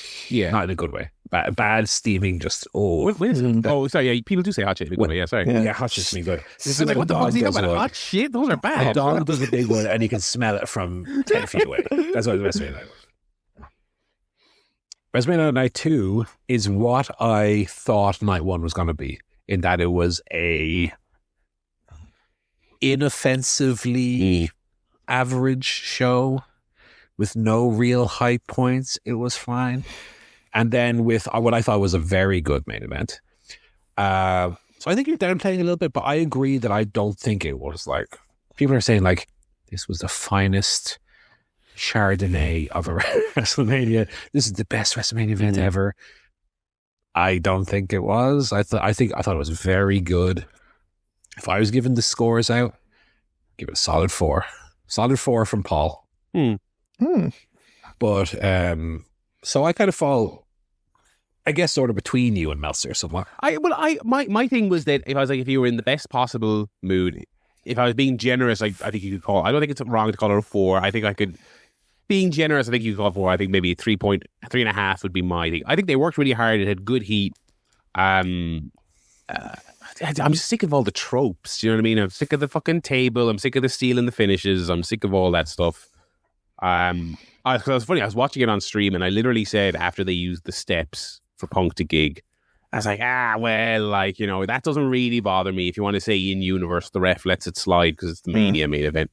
But then later on in the match, they did a ref distraction before a low blow. I'm like, okay, well now you're saying the rules do matter. Do you know what I mean? That's one of my real bugbears in wrestling, is that kind of thing. There were little things like that. The match was really good. Don't get me wrong, but I didn't see it on that special level. But yeah, go on. And that's it. I mean, whereas Night 1, I came away with this taste of sick in my mouth. Night 2 was just like a McDonald's burger, where it's not a great burger. It just, it's fine. It does the job. It didn't entice me, obviously, to watch anymore or see what. I think what a good WrestleMania does is has you on edge for the Raw after. This was just, Roman won, held the belt up, they went off the air. And I think that's more to do with the last few WrestleManias have had this WrestleMania main event not only be a match, but be an event or an angle almost in and of itself. You had, going back to Cody, the first Cody Roman, feels like they had a streak of 3 years where the WrestleMania main event was part of this larger ongoing narrative which was consuming the company. And then this year, it was just a Roman Reigns Punk match, which hasn't been built to for a year, isn't part of really the driving force. I don't think WWE has really a driving force anymore. When they had obviously the Bloodline and the Cody storyline back in the day. And so it's kind of symptomatic of that. It was just a match. And then one of them won the match and that was the end of it. And now they're going on to different things, you know? So, I guess you'd say it failed. It failed in that respect. But I thought this match was fine. Again, not really much to say about the show. Otherwise, I would struggle to even tell you what the matches were. I remember there was a ladder match, which was just the most token ladder match that we complain about on here. It was just one of them. Anything else of note? Not really. I don't remember the Gunther match. Was that on night 1 or night 2? I think that must have been night 2 then, right? Yeah. I only Let's say it was. Let's say it was. I'm going to look it up. Don't give them the hits. I'm on Bleacher Report, so don't worry about it. Where the fuck would I see this? Oh, I also saw Dragon Lee made this big fucking outfit for himself. Oh no, that must have been night 1. Okay. And they didn't show his entrance. It was like during the ad. Finn Balor, Dominic Mysterio had just the most by the numbers street fight. I mean, there's not much to talk about. It was just a bog standard show with a good main event. And not much from this WrestleMania to write home about, or, you know. The one thing that's of note, I guess, is WWE fans checks calendar 42 years after the fact are realizing that WrestleMania is a property built around celebrities. Yeah. Imagine if Twitter and the TikToks existed back in 1985. What's this fucking Mr. T taking all the spots? Cyndi Lauper, what's she doing? I do enjoy wrestling fans in 2026, WWE fans, I should say, getting all indignant about Jelly Roll and Pat McAfee when, albeit they're not exactly Mr. T and Cyndi Lauper, but like that's been the WrestleMania MO since the fucking start of it. Like, so don't get all upset about it now. That's always how it's been. I don't have much more to say about it, to be honest. Yeah, we'll jump over to real wrestling now. Real wrestling. We'll just get through real wrestling. One last point. What are they doing with this, and I mean on WWE, this delineation that like TKO is bad? It's an extension. It's an extension of TKO. It's an extension of Vince loved me, but Johnny Ace caught me shit. Yeah. Do you know what I mean? Yeah. Even though it's a completely different corporate ownership now than it was 10 years ago, a lot of the same tactics are still at play there. It's this WCW shit with the standards and practices won't let us do that, or Turner making us do this. This is where it's going. People were comparing like the creative in the build up to WrestleMania to like WCW 2000 and Russo and stuff, and I was like, not really, because the WCW program is not that bad. Like there's some stupid shit, but it's not like Russo Bischoff era bad. But I think more the corporate side of things is where it's comparable to WCW now. It's just like the guys at the top are obviously making all the decisions. Paul Levesque's just like a fucking puppet, who's stuck out front as like the wrestling guy, and really it's like all the big dogs are calling the shots. And they think wrestling is a fucking joke. That's obvious. They don't care. They think it's an embarrassment, but it's an embarrassing cash cow. So like, who cares? Kind of like WCW was when it was successful for Turner or for Time Warner. They were like, oh, we don't want to be involved in wrestling because it's fake and shit. But if it makes us a lot of money, we'll carry on. So it just feels like a little pacifier for the fans to suck on. It's the same people that follow TKO are ruining it. Follow the women into the bathroom to film them. It's those same people. Yeah. TKO ruined my childhood. Shut the fuck up. Exactly. Anyway, on to AEW. AEW this week from Portland, Oregon. MJF came out throwing a tantrum at the beginning of the show, as you imagined he would, about the whole Darby situation. He was calling out Darby, said he didn't care about Ciampa match. And basically, he wasn't even asking for a match. Actually, he was basically asking Darby Allin to just hand him the title back, which I thought was a good bit. Kevin Knight came out, as we referenced earlier. This was like yet another very obvious kind of like they're going out of their way to make sure Kevin Knight's out there talking every single week. And in this case, he was in there with like a pro's pro doing it. Did quite good, wasn't really, didn't blow the doors off, but I think he did okay. There's this weird back and forth about the TNT title, and Kevin Knight was kind of doing the thing where he's like, I have this, and so I think, and a lot of great wrestlers have had this, so in a way, this is kind of like the real title, and you've never had it, which makes it even better. So having this back and forth, Knight challenges MJF accepts, he starts limbering up like he's going to do the match. He really milked the we're having the match now fake out, I think more than he's ever done ever. Yeah. Calls down a ref gets in the ring, he rolls out and says he'll do it next week. So there you go. Weird little kind of misdirect here doing the TNT title match. I'm kind of curious what happens in that match. Could we be getting MJF winning? No idea how that shakes out. I have no idea I feel very confused as to where, not confused in a bad way, but like almost like I can't really predict sort of where they're going with this. I assume it's another MJF Derby match. A Double or Nothing, but I don't know if that is it. It's not obvious. They're kind of taking us in a different direction. Well, one thing I'll just mention quickly here is Darby said in one of his promos to MJF that if he was going to grant MJF a title match, that MJF would have to put something. Yeah. So that would explain this at least. So that would be our justification. I guess that makes sense. Up next. Yeah, this is a really good episode of Dynamite. With this absolutely tragic segment up next. Renee was backstage with The Demand and Jericho. Bald. To set up that they were having a 6-man on Collision. And the Ricochet's thing is that Jericho's new gimmick, he's reinventing himself, is that he gets his ass kicked by The Demand every week.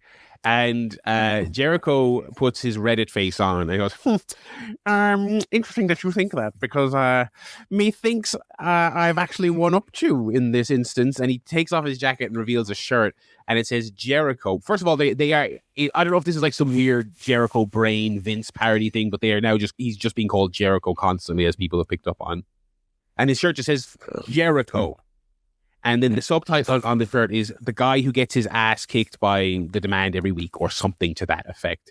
And he's basically doing I copyrighted this, and I'm actually making money off this. And I'm like, is this supposed to be an epic own, or once again are we doing 4D chess like he's being a really stupid babyface on purpose?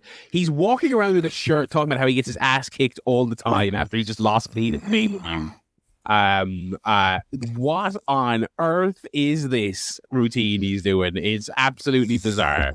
Unless there's some other meta element to it I'm not getting, but I don't think there is. No idea. Or is it enough of this? I'll tell you what I'm even more tired of. The t-shirt, whatever. But I'm tired of bald, and there's Ricochet bald prick. And every sentence I talk, I never say a little thing. And then one time he did that last week, that was a fun little thing. But then that has to become the new Jericho thing, and it has to run it into the ground. Also, on a Collision, somehow the Demand versus the Hurt Syndicate has returned. No feud is ever really dead. Oh God, we deserve. What did we do to deserve Ricochet versus the Seniors tour? Not enjoying it. Yeah, I'm hating the Jericho, because like the bald thing, I think on this podcast I've talked about over that. I am anyway.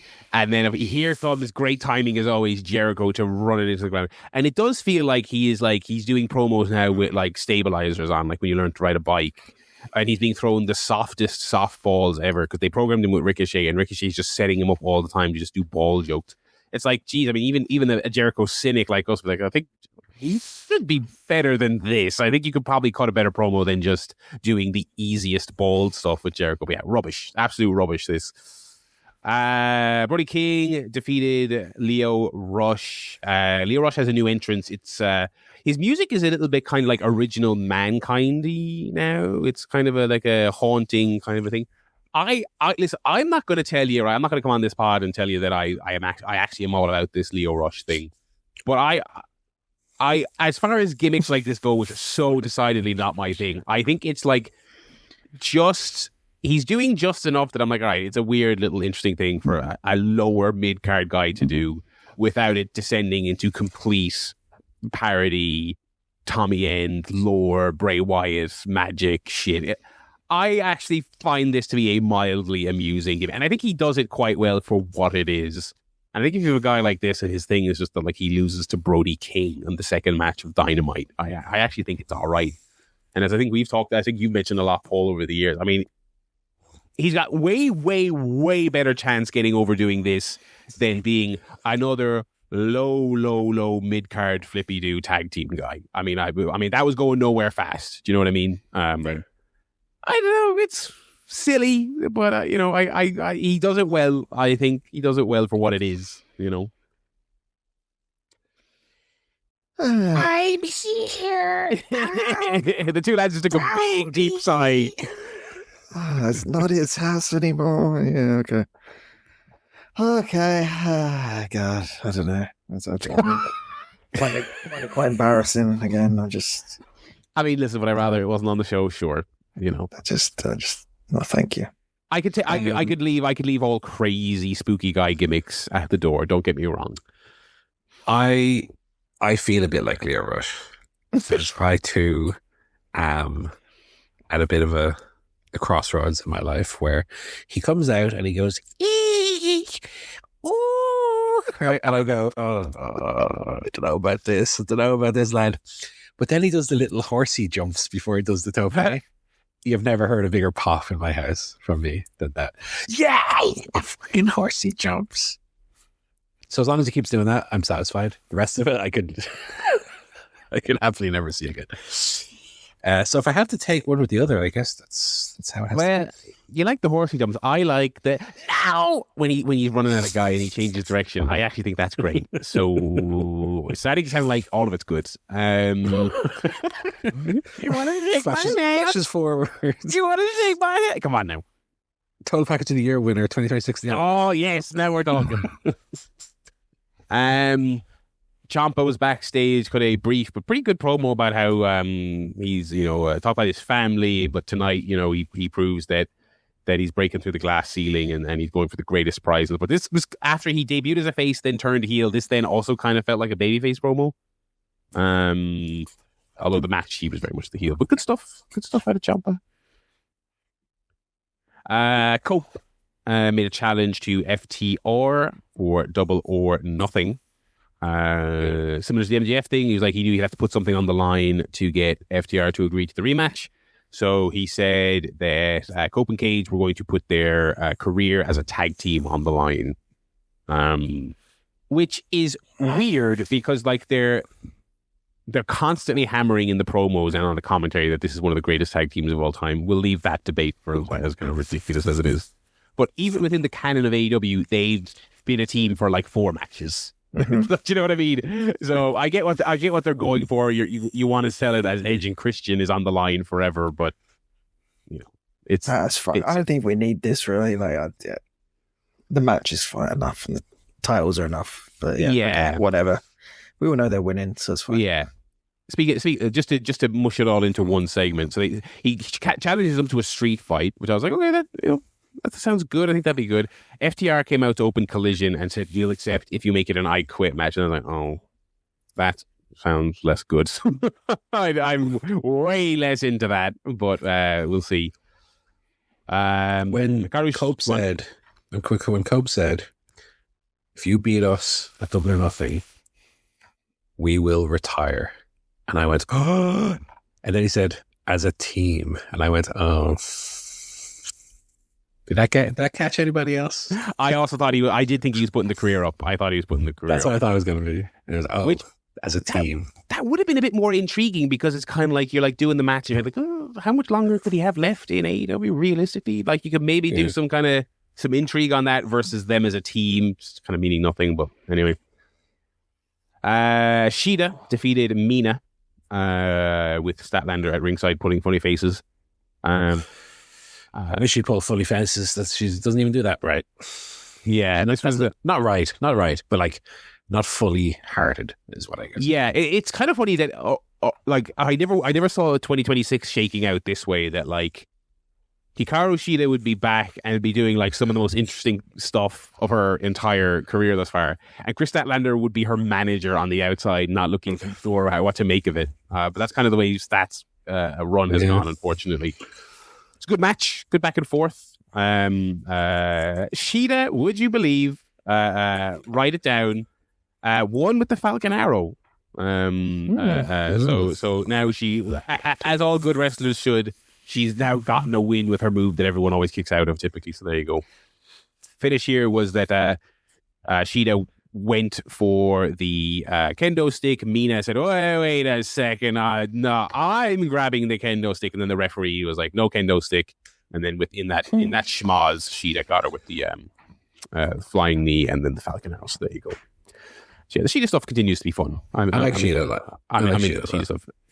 Because like, not only does she have like excellent, damn near perfect English, but she's amped the character stuff up way more than she ever has before. I mean, her delivery is great, you know.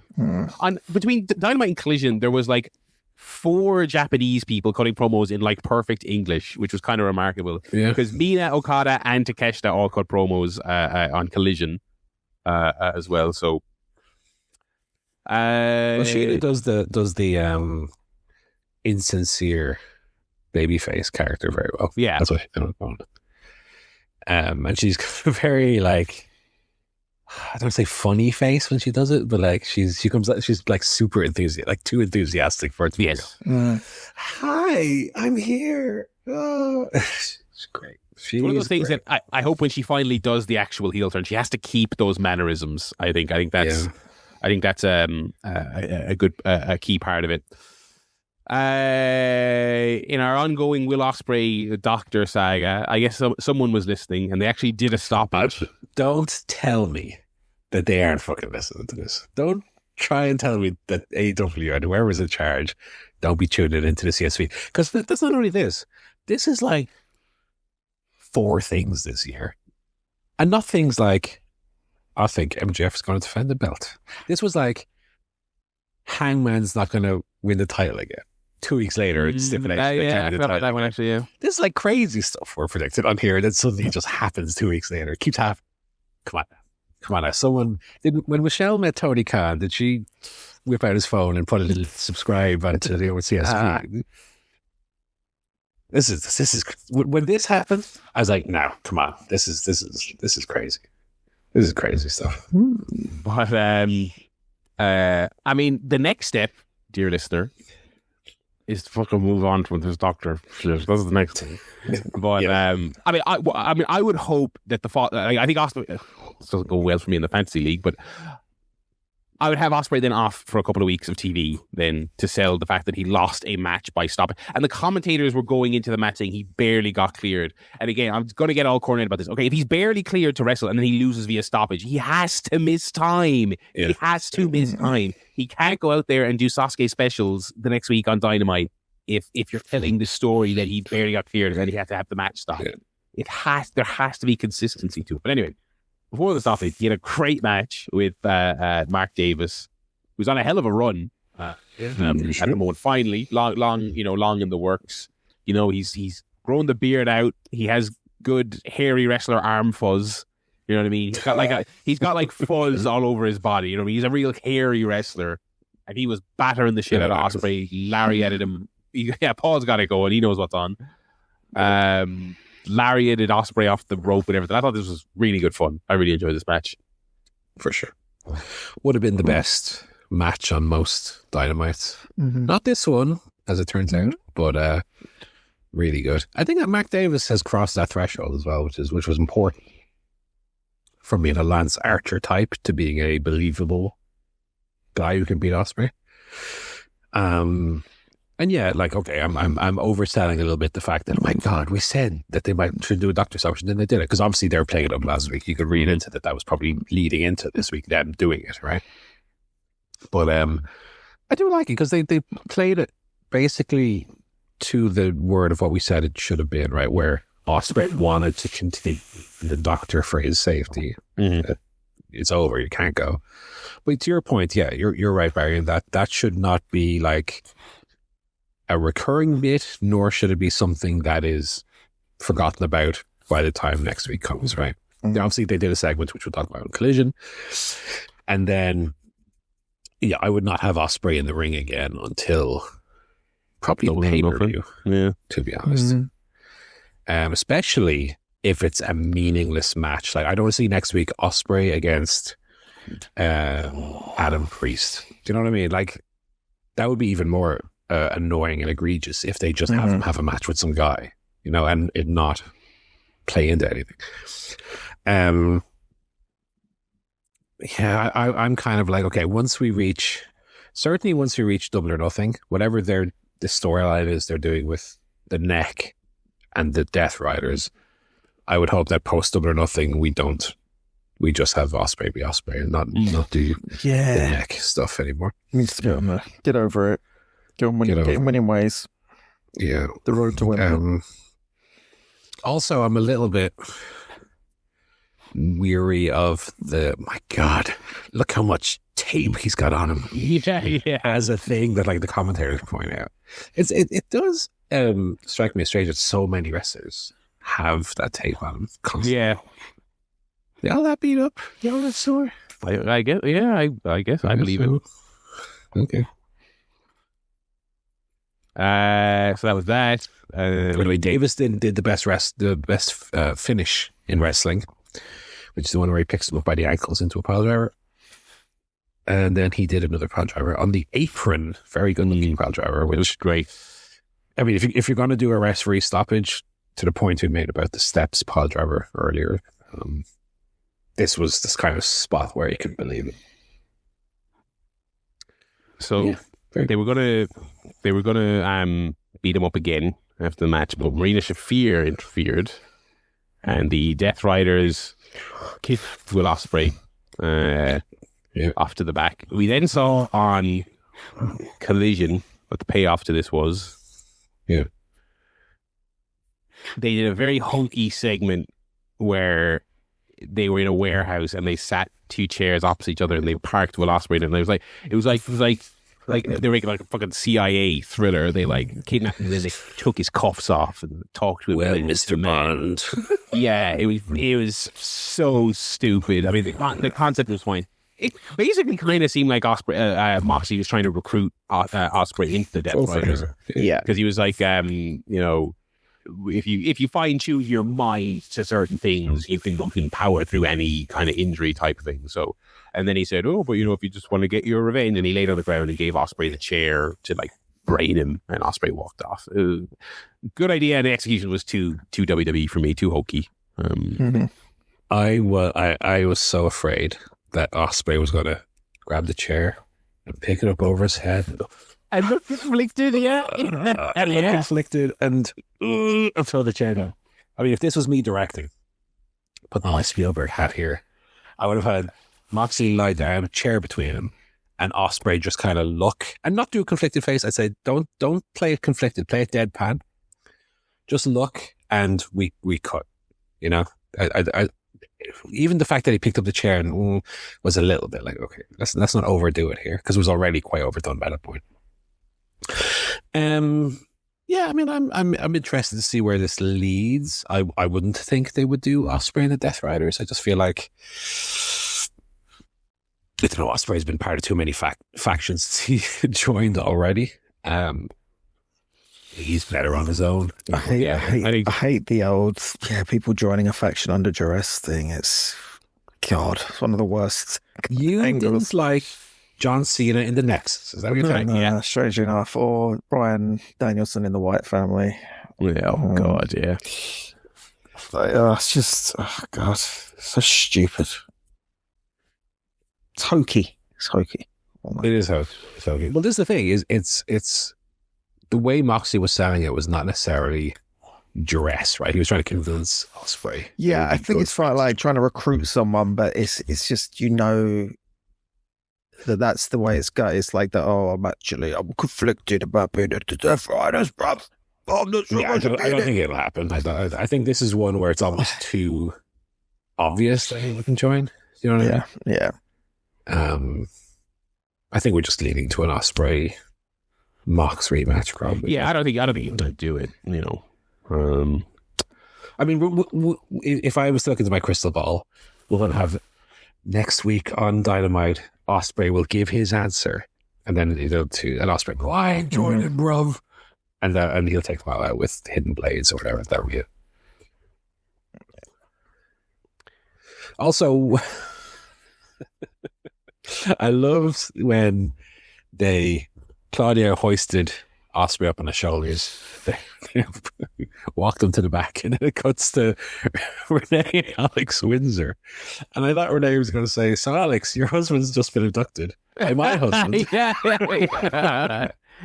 Thoughts on that? Thoughts on that? That was almost too perfect. I mean, we could we now come a break to Renee and Alex Windsor? Like, that was a little silly. No one's thinking about this. It's like Jamie Vardy and Wayne Rooney during the Wagatha Christie trial. Like, oh yeah, oh god. Anyway, Samoa Joe came back on this show, kind of out of the blue. Oh, how rubbish was this? I'm sorry. Yeah, this is like the guy was a world champion not that long ago. Comes out, has a squash match against a rando, does the Joe stuff, walks away from the dive, beats him, hooks there. Whatever. It was the worst of both worlds because they announced it shortly before it happened, so it wasn't a surprise. But they didn't hype it up well in advance of the show, And then it was nothing anyway. And it was nothing anyway, yeah. And we had to. You could have. Excuse me. You could have at least done the collision thing with the ops on this show. So it was like Joe came back and did something, but I guess not. Let's fancy book for a second here, guys. No, nothing crazy.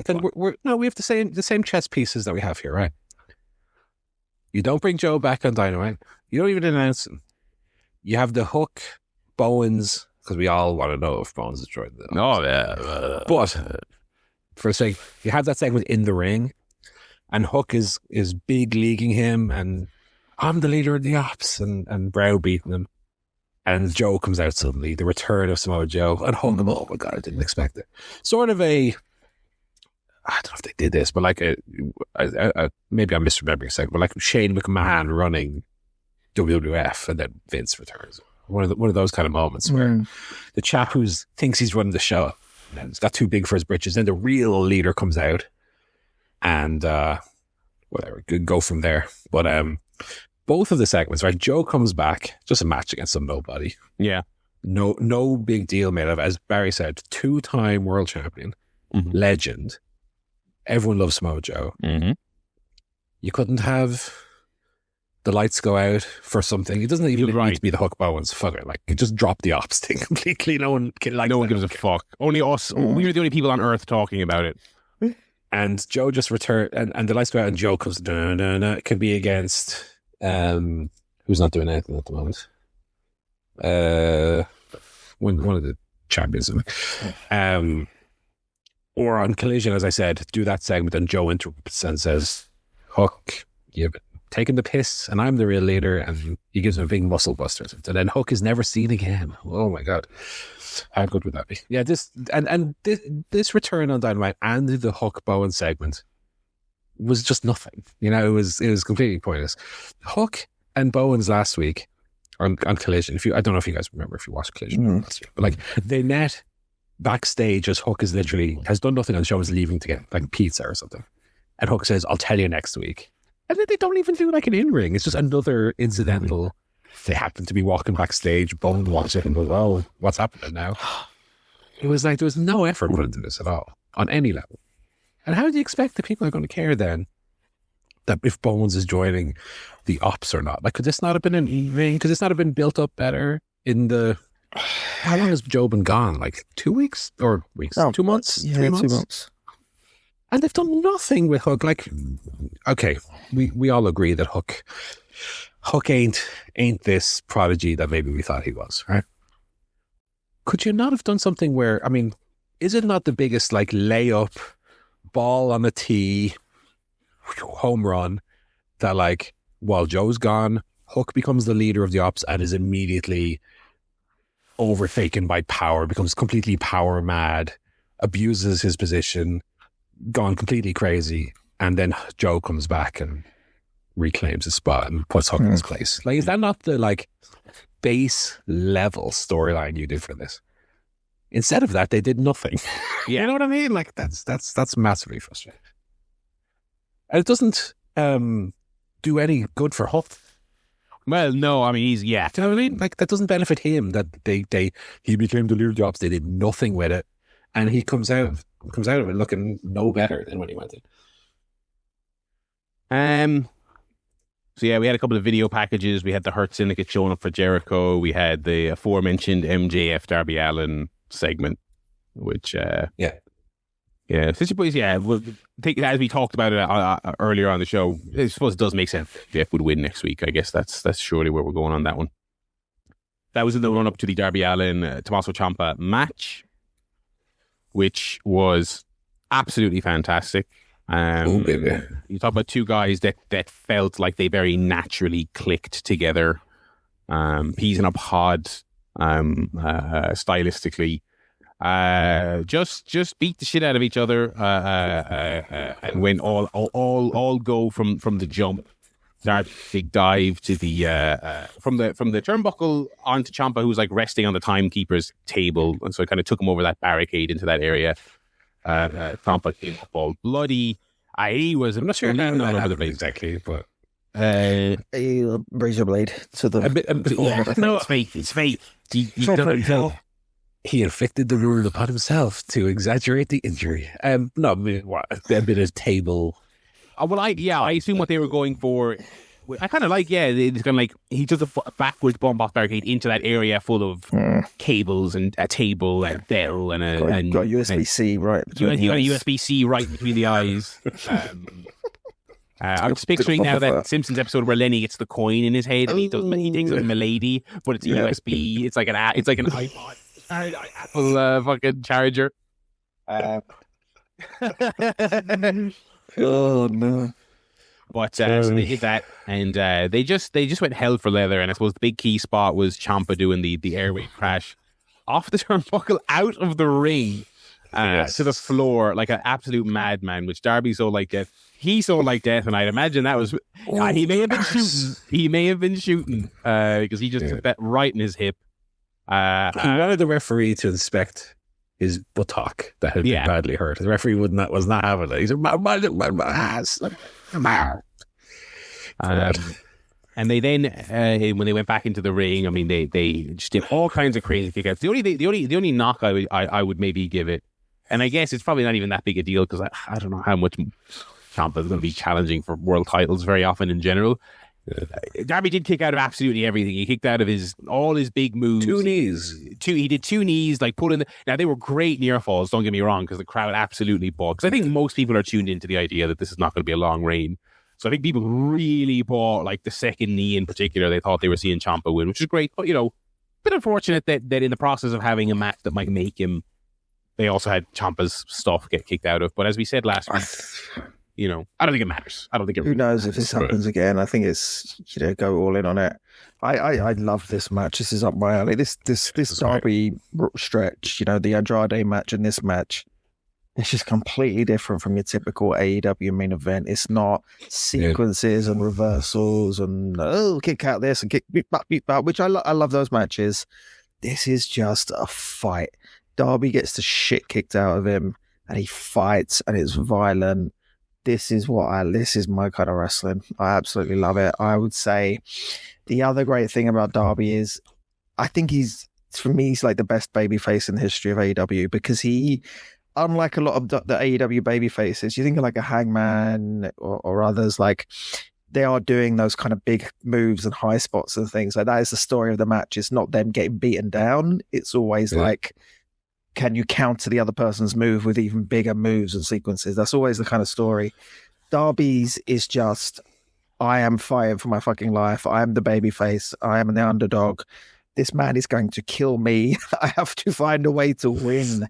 that is how he fights, and that is why I think, right, although there's a lot of, the fucking idiots on the internet are like, oh, Darby Allin, he can't be world champion because he's too small or he's not credible.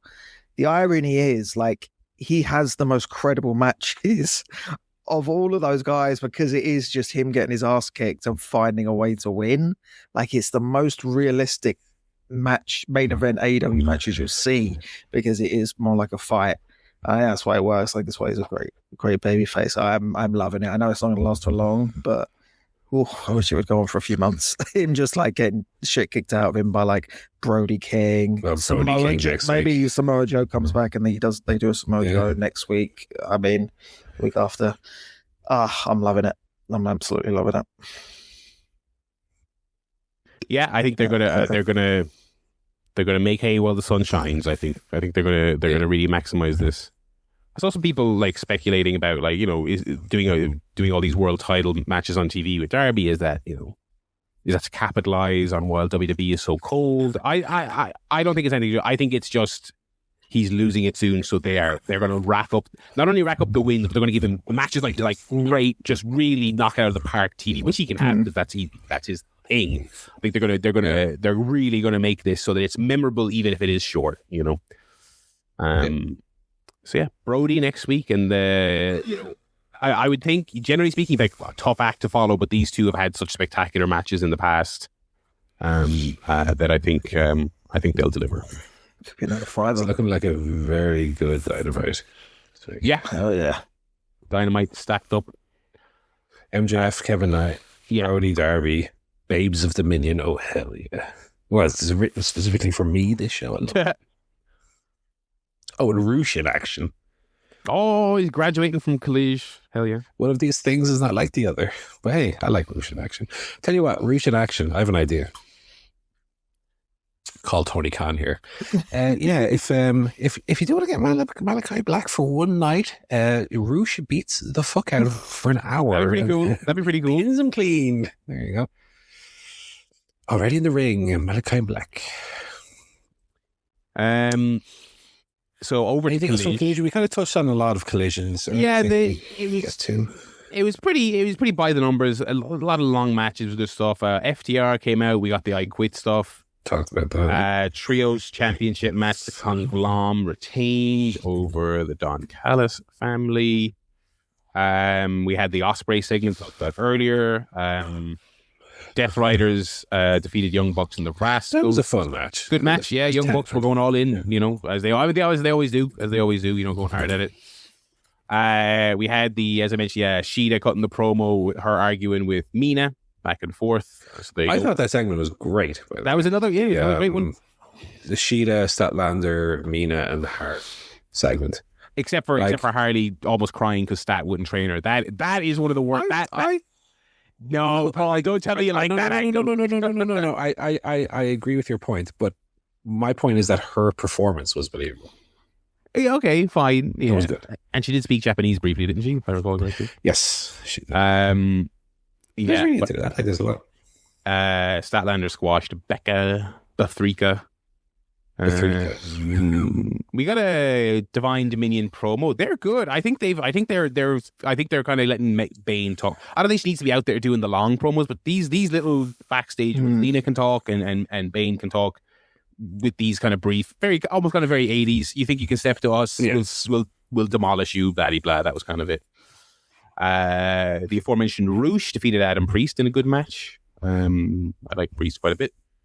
Takeshita and Okada went back and forth. Takeshita said, "I will happily take your title, bitch." Oh. Tekla and Sky Blue defeated Windsor and Persephone. Good match. Julia Hart coming back there doing the mist at the finish. Yeah. Sky Blue getting the rare pin in that. The rare Dubski there. Interesting. Jungle Jack defeated El Clon. Good one. We had the Ops segment, which I think we covered there. Pooh. And then the Plopps. That's what they should be called. The Plopps. And then the Demand defeating Jericho and the Hurt Syndicate. I made dinner once. Ooh, I'll give my review. This was a big pile of shite. Really? Oh yeah. Ricochet won with the Rico Salt again Over Jericho. Oh, there's a shock. Yeah. You thought Shelton Benjamin? Or Yeah, no, there wasn't. Bobo wasn't in there taking the Rico Salt. No. Wait, who took the pin? Jericho. Jericho, yeah.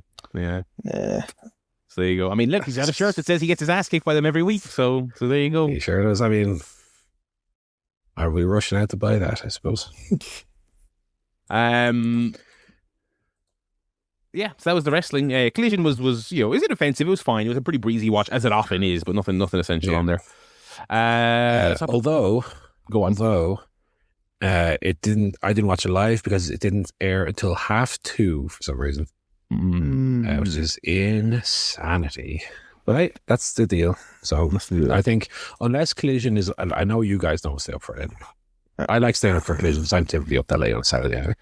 If it's live, I'll watch it. If it's taped, I ain't watching it. I understand. Let's move into our non-wrestling. We are not a movie podcast anymore. Let me tell you, we got one film on the rundown, everyone. And it's from Netflix, so it's not even real. Paul, what do you watch this week? I watched the new Affleck-Damon collab. Yeah. It's called The Rip. And if you were to look up the Rip director, a man called Joe Carnahan, let me tell you, this guy has made bangers such as Bad Boys for Life, A-Team remake, God, The Grey with Liam Neeson fighting wolves. Yeah, I enjoyed, to be fair. And then a lot of shit I've never heard of. Death Wish. He made the Death Wish. Oh God. Oh no, he did. Sorry, he was a producer. He was a writer. He didn't direct that one. But anyway, this guy is not a director of good movies, folks. All the more surprising then that I quite like this. The Rip. The Rip. I've heard decent things. Titular. Yeah, the titular Rip refers to when police find money in a, let's say in this case, a drug den, and essentially steal the money from the drug dealer. That's a Rip. That's the Rip. Okay.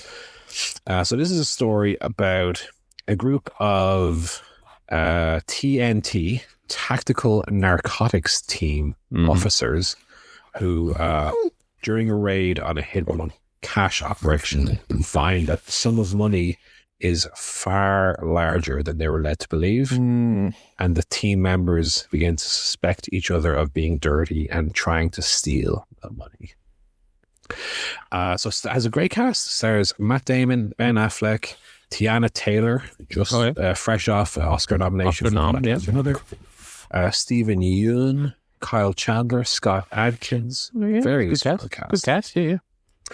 And it being a film that has, first of all, sort of a bottle film in that most of it takes place in this one house that they're raiding.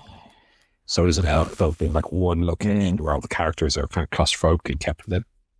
But also then there's an element of mystery as each person suspects the other, and you as a viewer trying to figure out who's the rotten egg, who's the rotten apple among the characters.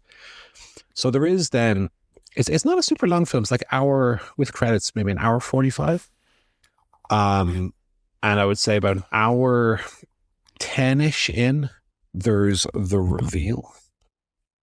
And I will say, post-reveal, I think the film does get a bit less interesting. Okay. The end of the film is sort of by the numbers action scenes, car chases and shootouts and that.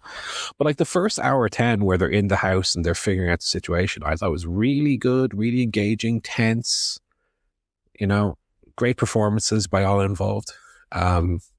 So I would give it a recommendation. Like I say, it's not it's not a 9 or 10 out of 10 film. It's not something that you're going to have at the top of your lists come end of year. But it's a really, really surprisingly solid Damon and Affleck have great chemistry in it. They're both great. Very watchable. Very watchable. I actually did put this movie on when it first came out and ended up switching it off after 10 minutes. No.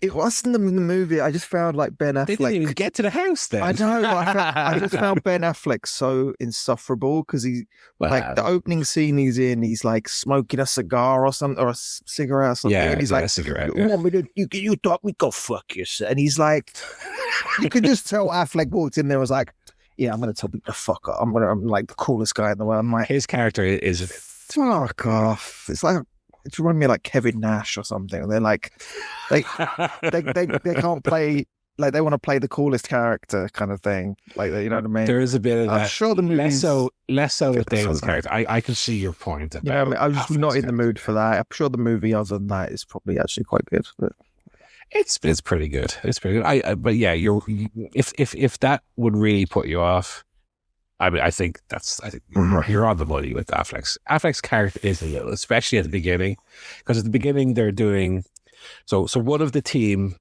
has been killed by a mysterious force who may or may not be related to the bigger story, what's going on, and so they're interviewing them individually about that. And yeah, so Matt Damon's like, I was really close with this person, and hey, you think it's a dirty cop that did it? You don't think it's the cartel? And then, it cuts to Affleck's character. He's like, what, you think, do you want me to put my cigarette out, you fucking cunt? That's what it is. Yeah. It is a bit like that. But I do think the film works well in spite of that. So, like I said, I thought it was pretty good. It was not great. It was a good little watch. Certainly for the first hour or 10. Not necessarily one I would say like turn off after the reveal. I don't think it gets like bad to the points of the films that I've complained about before, but it does kind of, it's never a good thing where a film has the big reveal and then you look down at the time and there's still half an hour to go. How's this film going to keep my attention? It sort of doesn't, but it was okay. It was okay. Everybody's good in it, like I say. Whether or not you like some of the characters, I think it's valid. But I think the film was good. That was it. Just the one film this week. What about telly? Just the one. Very funny Taskmaster this week. Not that the tasks were great, or I think this was more an episode that kind of succeeded on the strength of the personalities. It was very funny bits from the contestants.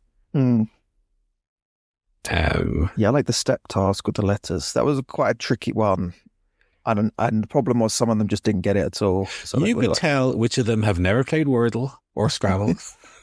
It was, because the problem is if you don't get the game, then you. Yeah, so there was a task where they had like an easel on their arm with like fridge magnet letters. They might spell out words on a fridge, and they had one of each letter from A to Z. And you had to drop a letter on a step and then say out a word which doesn't use any of the letters that you've dropped. So my thinking is, okay, I'm going to start with like dropping Q.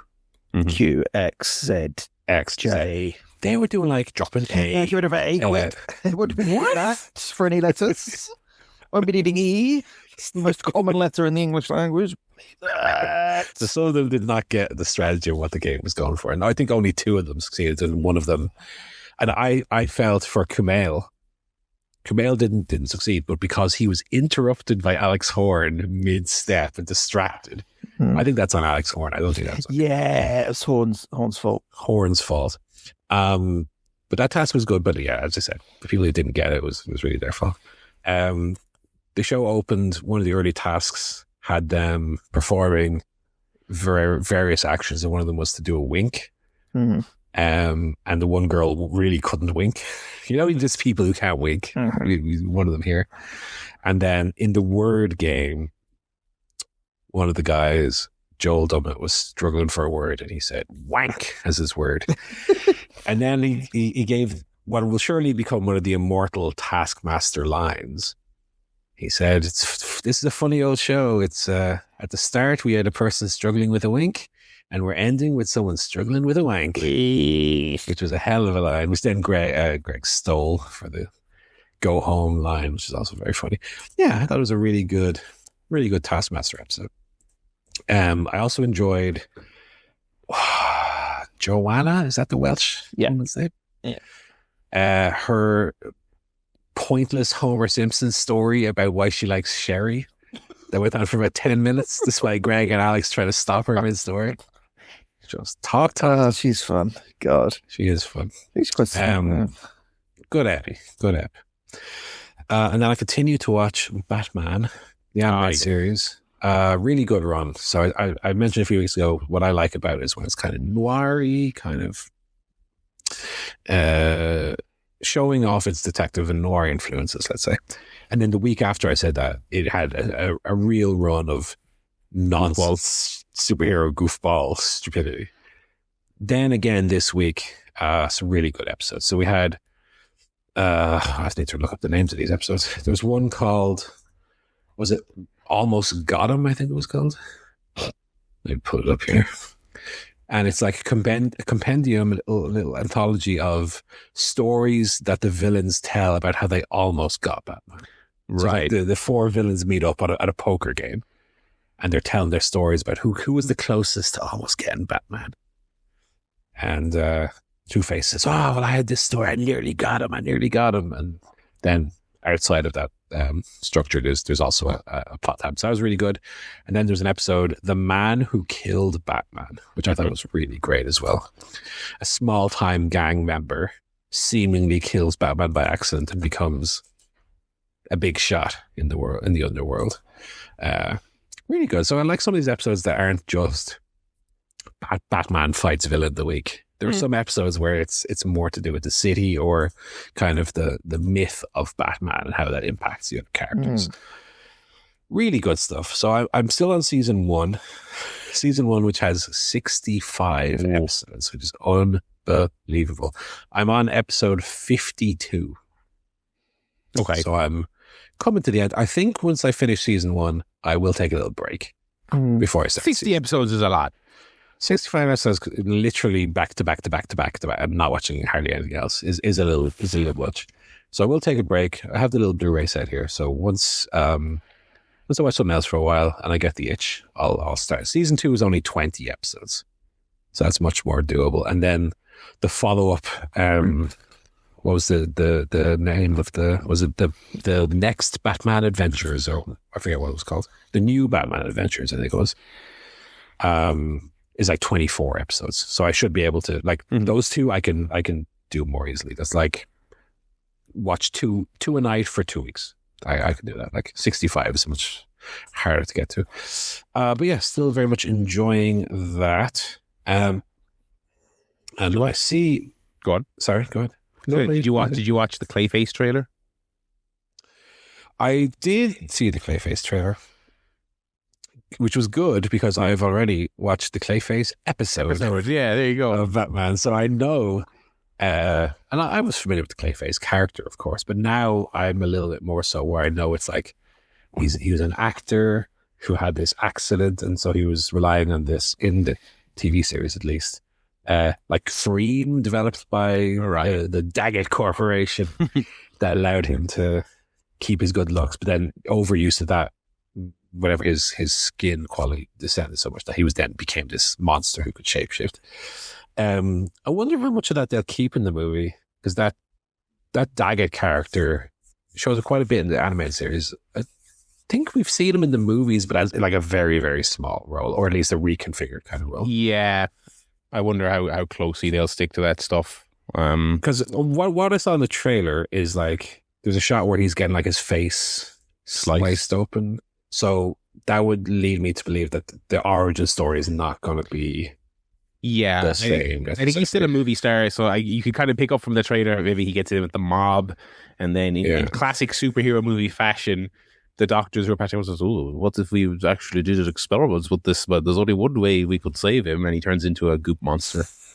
Why is John Lennon the doctor? There's only one way to save his face.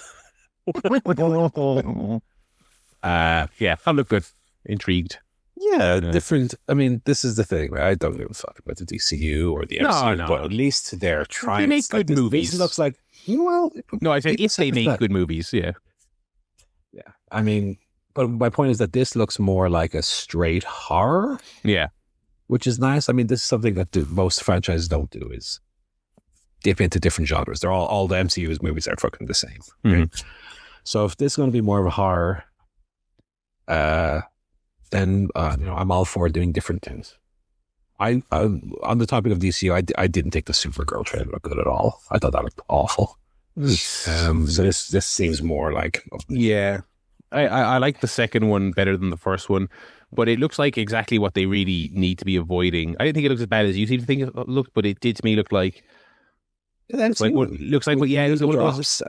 the road 3-star MCU films that you probably enjoy in real time and don't think about 30 seconds after you, which is not what they need. Compared to how great like Superman was. But anyway, that's the telly guff. I'm just kind of still watching the stuff I talked about last week. Yeah, I see you played games. A couple of DS games, including one of my, and not spoil your review, I would never want to step on your toes, but one of my least favorite Zelda games. Yeah, so I wrapped up. I kind of ran credits on my first actual DS game I was playing on the Thor, the Android DS. GTA Chinatown Wars, which is a really fun novelty, and it's a weird thing. There's only two things really like this, where it's like Rockstar really embraced weird Nintendo stuff. Yes, DS game. You're using the touch screen to hotwire cars, scratch cars. There's one mission where you pick an aging gangster up in an ambulance and you have to give him CPR in the back of the ambulance. All that stuff is very silly, very funny, but really well done. All that stuff's great. Like, it wouldn't be cool if there was more Nintendo Rockstar games, because the only other one is the Manhunt 2 port on Wii, which is kind of infamous. It's kind of our only two. Yeah. This one's really cool. That stuff is really cool. The stuff that doesn't really work, every other element of it feels very constrained by the system it's on. The shooting isn't great. The driving isn't great. Those are the two main things you do. All those fun little interactions like the hot wiring, those are really cool, but that's like 5 seconds. It's like 5 seconds when you get into a parked car to steal it, and then you're driving it and the driving doesn't feel great. Very interesting, very ambitious, obviously pushed the hardware as hard as it could go. But those limitations were obvious, but a fun novelty, and I finished it, and I was glad to be done with it. And since I got this thing, obviously I'm doing a million different things with it. I'm playing all kinds of systems, but since it has the two screens, I want to be playing a DS or a 3DS game constantly and working through that library, because I've played basically none of that stuff. So it's all brand new stuff to me. And I also wanted to, I've been meaning to kind of start working through the Zelda library, because I've played so little of it. And I know from your playthrough of the entire series you did a couple of years ago, I knew that this one wasn't, was fairly low on your ranking, but I was just kind of like, well, this ticks two boxes. I want to play an actual DS game, and I want to play a Zelda game. Yeah. So I started Phantom Hourglass, and I mean, straight away, the moving Link with the touch screen, it is a pain in the hole. It's a pain in the hole. Weirdly, the combat is kind of all right. I kind of like tapping on the enemies, because you know what? They do a generous enough leap into the air where he can kind of just get anyone who's on that screen. So that's okay. But I was like, the realization hit me, like, I kind of thought it was going to be one of those classic Nintendo things, but here's the wacky way you do it. Or you can just use the buttons. No. That's how you move Link. I was like, oh, baby, this is not pleasant to use at all. And also, the other thing is obviously the screen on the Thor is bigger than the DS, so you can maintain that original size, or you can do a little stretch ski. Yeah. I did a little stretch ski, and it still feels cramped. Like, I was like, how did people play this on the original DS? It's so small. Yeah. I will say though, other than that, I'm still early. I've done the Fire Ember dungeon thing.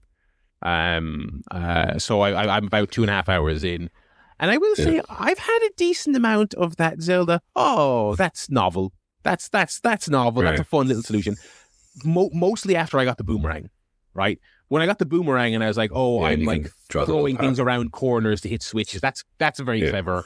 The boomerang is probably the best thing in the game. Okay, good. So peaking nice and early. Yeah. I mean, the rest of it, I mean, I also like I like that you'll come across a piece of information about go here to get this special item, or here's a puzzle solution, and you can just pull down your map and just write the code or the directions. That stuff is, but maybe later in the game they do less of this. But every single time I stumble across one of those, listen, your little fairy goes, write that on your map, by the way. I'm like, okay. Can you not do that every single time? Yeah. Like, I get it's a child's game on a DS, but it's like, stop telling me to write it down. But it is still novel. I annoyed the wife by yelling out at the segment where they tell you to call out to a person on the other side of a door. She got to hear me going, hello, into my game, which she didn't enjoy at all.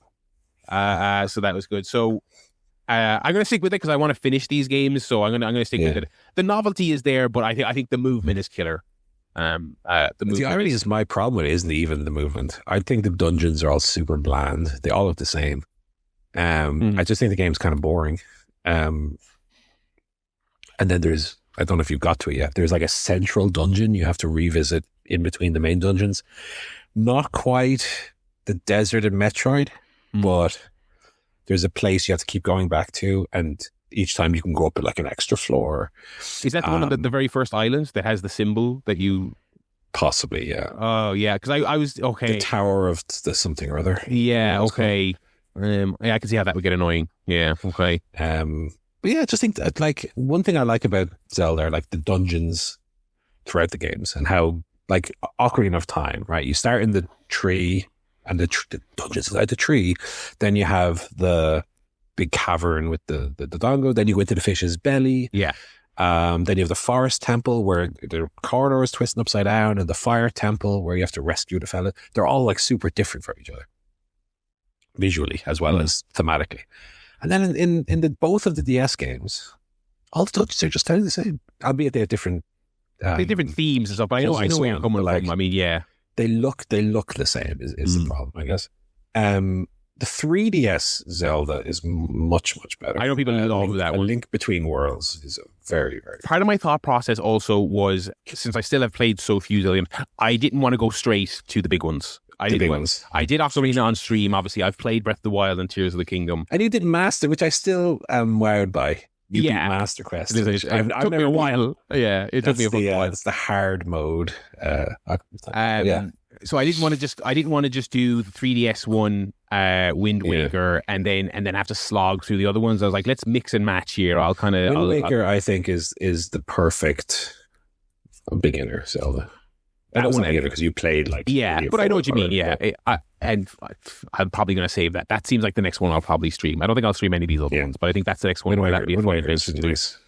But I just don't get on with the DS ones. I think of the two, I think you're playing the better one. I think Spirit Tracks is like everything I didn't like about the first one and worse. Okay, I'll probably take a break after the first one. I won't do them back to back for sure. No, I wouldn't recommend.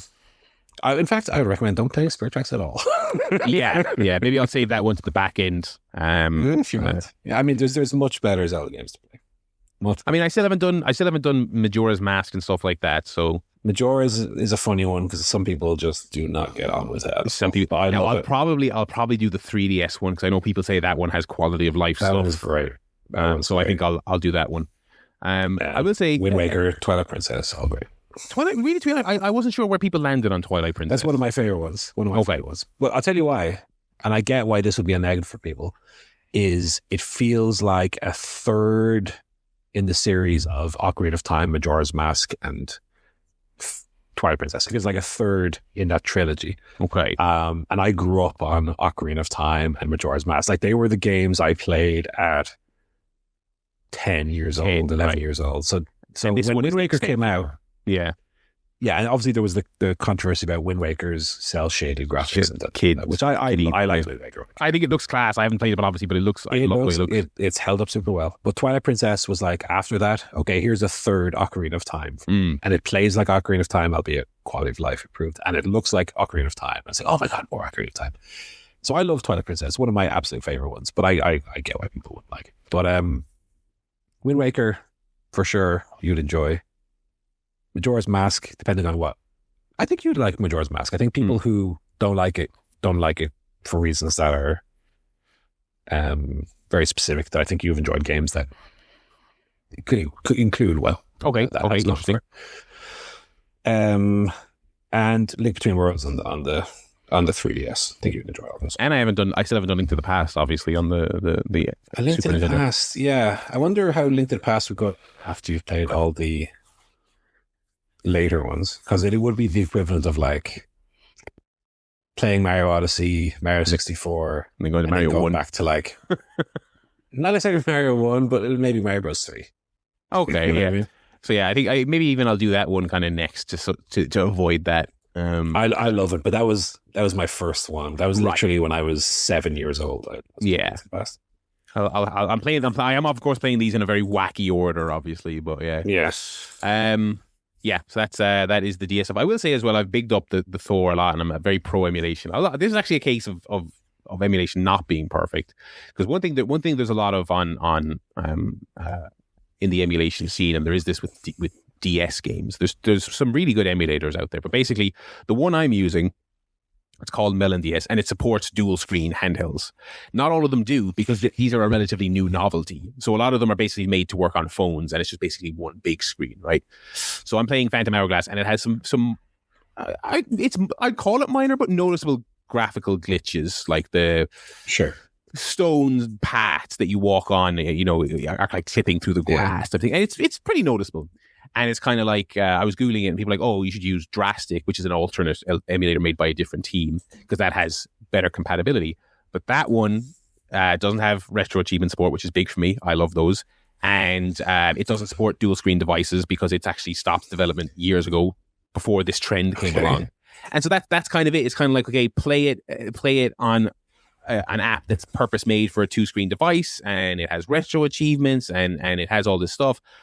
But there's graphical artifacting, or play it without the graphical artifacting, but without some of the bells and whistles I like about this. There's that is the other side of emulation. You will come across things like that, and it's like, oh, well, use this other app. Oh, this other app doesn't have all the features I like. Well, it's like, well, that's it. Those are the options. So it's not, I big it up a lot, but you run into things like that. So yeah, that's that. On the modern game side of things, I finished Cairn, which I talked about last week. Yes. I saw your review of that. You were very positive on that. I adored it. I really did. Last week when I was playing it, I was about halfway through, a little over halfway through last week. I was thinking to myself when we were chatting about it, I was like, this is a spectacular game. This is going to slot in nicely right behind Resident Evil 9 as my second favorite game so far this year, unless they balls up the ending, right? If there's a shitty ending or I don't like it, that would be disappointing, but not. By the time I actually got to the ending and the credits rolled, I was like, oh, this is my actual favorite game of the year. This is my actual favorite game so far, overtaking Resident Evil, which was spectacular. So great. The climbing mechanics are absolutely spectacular. So precise, so challenging. One of those challenging games where pretty much every time something goes wrong, you're just kicking yourself. You're just like it's just on me. They give me all the tools. And every fumble really hurts in this game. It really hurts. But then every triumph is even better. It has just, and this is something they could have overdone, and it would have been really annoying. It has just the right amount of survival stuff in it, where you've got hunger and thirst and temperature meters. Right. That stuff can really piss me off if it's really overbearing, and the game's kind of hard enough as it is. They nail it. I was making all these concoctions, and they were giving me boosts, and I was feeling great. And then at the tail end of the game, I mean, I really felt perfectly aligned with the in-game character for the final 20 minutes of this game.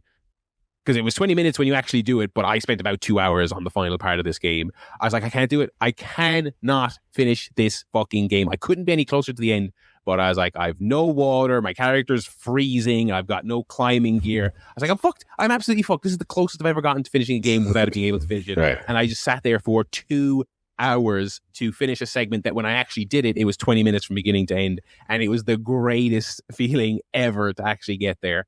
Super great story, as I talked about last week. Very understated. It's not a massive story game, but the story they have is lovely, and a great soundtrack. One of the best soundtracks of the year.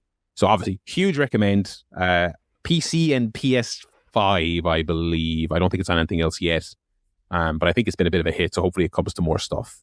Yeah, Cairn, fantastic, and it was, I think it was 25 quid or something like that for 12, 13 hours of game. Yeah, huge thumbs up for Cairn. Have had a bit of a clear out then. I wasn't joking earlier about going to the Computer and Entertainment Exchange. Got rid of Metroid Prime 4. I'm no finishing you, baby. Bye-bye. And popped that in, and I got myself Ghost of Yotei, which Paul was playing and bigging up last year. Yeah. It's been a while, but it was actually kind of nice to sit down in the living room, play a game on the big TV with the good speakers, you know. Yeah.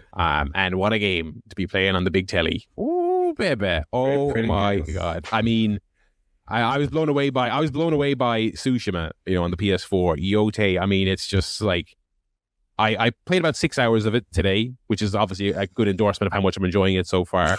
And I mean, I was just pretty much for those entire 6 hours, like, man, this is insane. It's insane how good this game looks. And then also, like, you know, when you're fast traveling around the map, it couldn't be any quicker. Do you know what I mean? You're like, it's so good. As for the actual game, I'm really loving it. I think Tsushima was great. It's pulling me in way quicker than Tsushima did. I think the story is a little bit more focused. I like the story of Tsushima. The thing that irked a lot of people, myself included, was I didn't like they were trying to do the story thing where it was like dishonorable to be doing the stealth stuff. And I was like, I felt like that didn't gel with how fun it was to actually do it in the game. Do you know what I mean? They've kind of, I'm still early, but it kind of feels like they've dropped any pretense of that. Or it's certainly not as a focal point. They've gone way more straight revenge story. Yeah, well, this takes place in a time where the samurai, like Ghost of Tsushima is specifically samurai. This is more with the shinobi, so it's yes, yeah.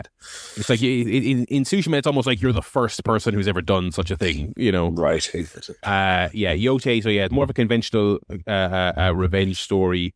And like any good open world game, I found myself just very I get word of a side quest, and I'm going over there and doing it. Yeah. I'm going to do this bounty straight away. Sounds great. These guys sound like bastards. I can't wait to go fight them. Cool.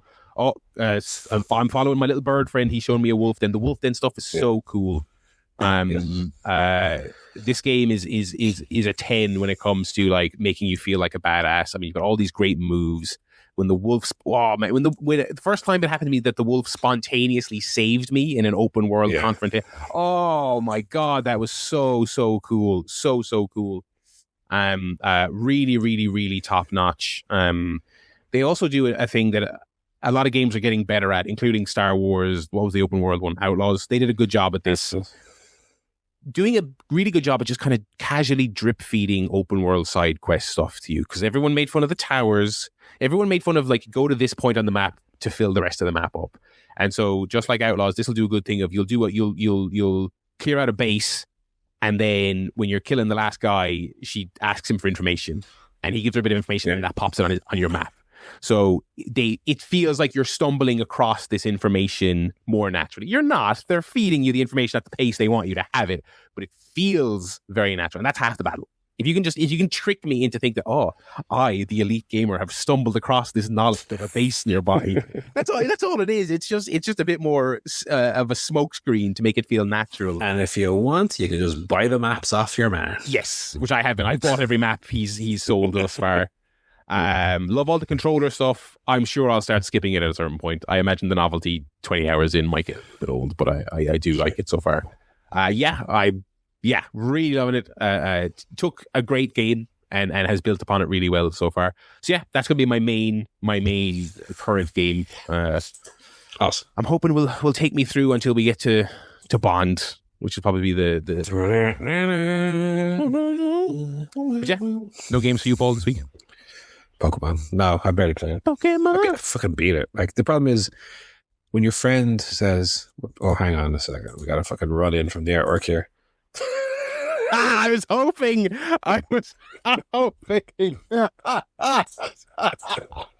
Oh no! Oh, that's spectacular. That is spectacular. Oh, excellent. Wonderful. That's two great artworks back. Well, we're on like a run of loads, but back to back. We're on a run of about 700 great. Yeah. Anyway, when your friend is like, let's both get Pokemon, and you don't really want to do it, but you know your friend is so enthusiastic about it, you say, "Go on, we'll do it," and then you beat the game, and they're still on the 5th gym, and you're like, "Well, what?" There's a bit of that to it, where I have the Pokemans that I still need to evolve and trade up and do myself. But I can need to trade also with him to get the other ones.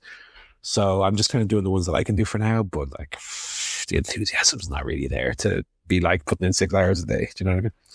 So I haven't really been playing much of anything otherwise. Want to play Captain Toad game they found on the Wii U. I might give that a go because I remember that looking very good, but never giving that a go. But yeah, I'm kind of waiting for Bond as well. I was chatting on the Discord. Pre-Bond, I would like to give Saros a spin, but man, 80 quid. It feels really backhanded to say that. Housemarque are great. I liked Returnal. They make good quality games. I hate to sneer at it. But there's something about that game. I look at it and all the praise, it looks great. I'm like, 80 quid though, lads. Come on now, 80 quid. Yeah. Come on. That's a lot of fucking moolah. I think all the carpet that could buy you. Yeah, exactly. So yeah, that's why I'm kind of like, all right, I got Yotei. That'll tide me till Bond. That'll do you. And we might put Saros on the birthday list or something like that. I don't know. Anyway, yeah. Going to do it for this week's pod. We'll be back next week with a review of that loaded Dynamite coming up. More Hayfever updates, almost certainly. Fantasy updates and quizzes, TV reviews, and you know what? I'm going to try and watch a film. I'm going to try and squeeze a film because we're really lacking on the films this week. I'll try and squeeze it in between all the Yotei action. Alrighty, thanks for listening, folks. ChairShotPodcast.com is where you can go to pop us an email for any of the topics we cover on the show, or just a question you want to ask us. You can do it there. It's also where you can check out the spreadsheet for the Fantasy League. You can check out the point scores. If you want to recommend a trade as we gear towards Transforce season, you can do it there. Check out the spreadsheet and pop us an email there. So thanks very much, folks, for listening. It's goodbye from me, Barry. It's goodbye from Joe. Goodbye. It's goodbye from Paul. Goodbye.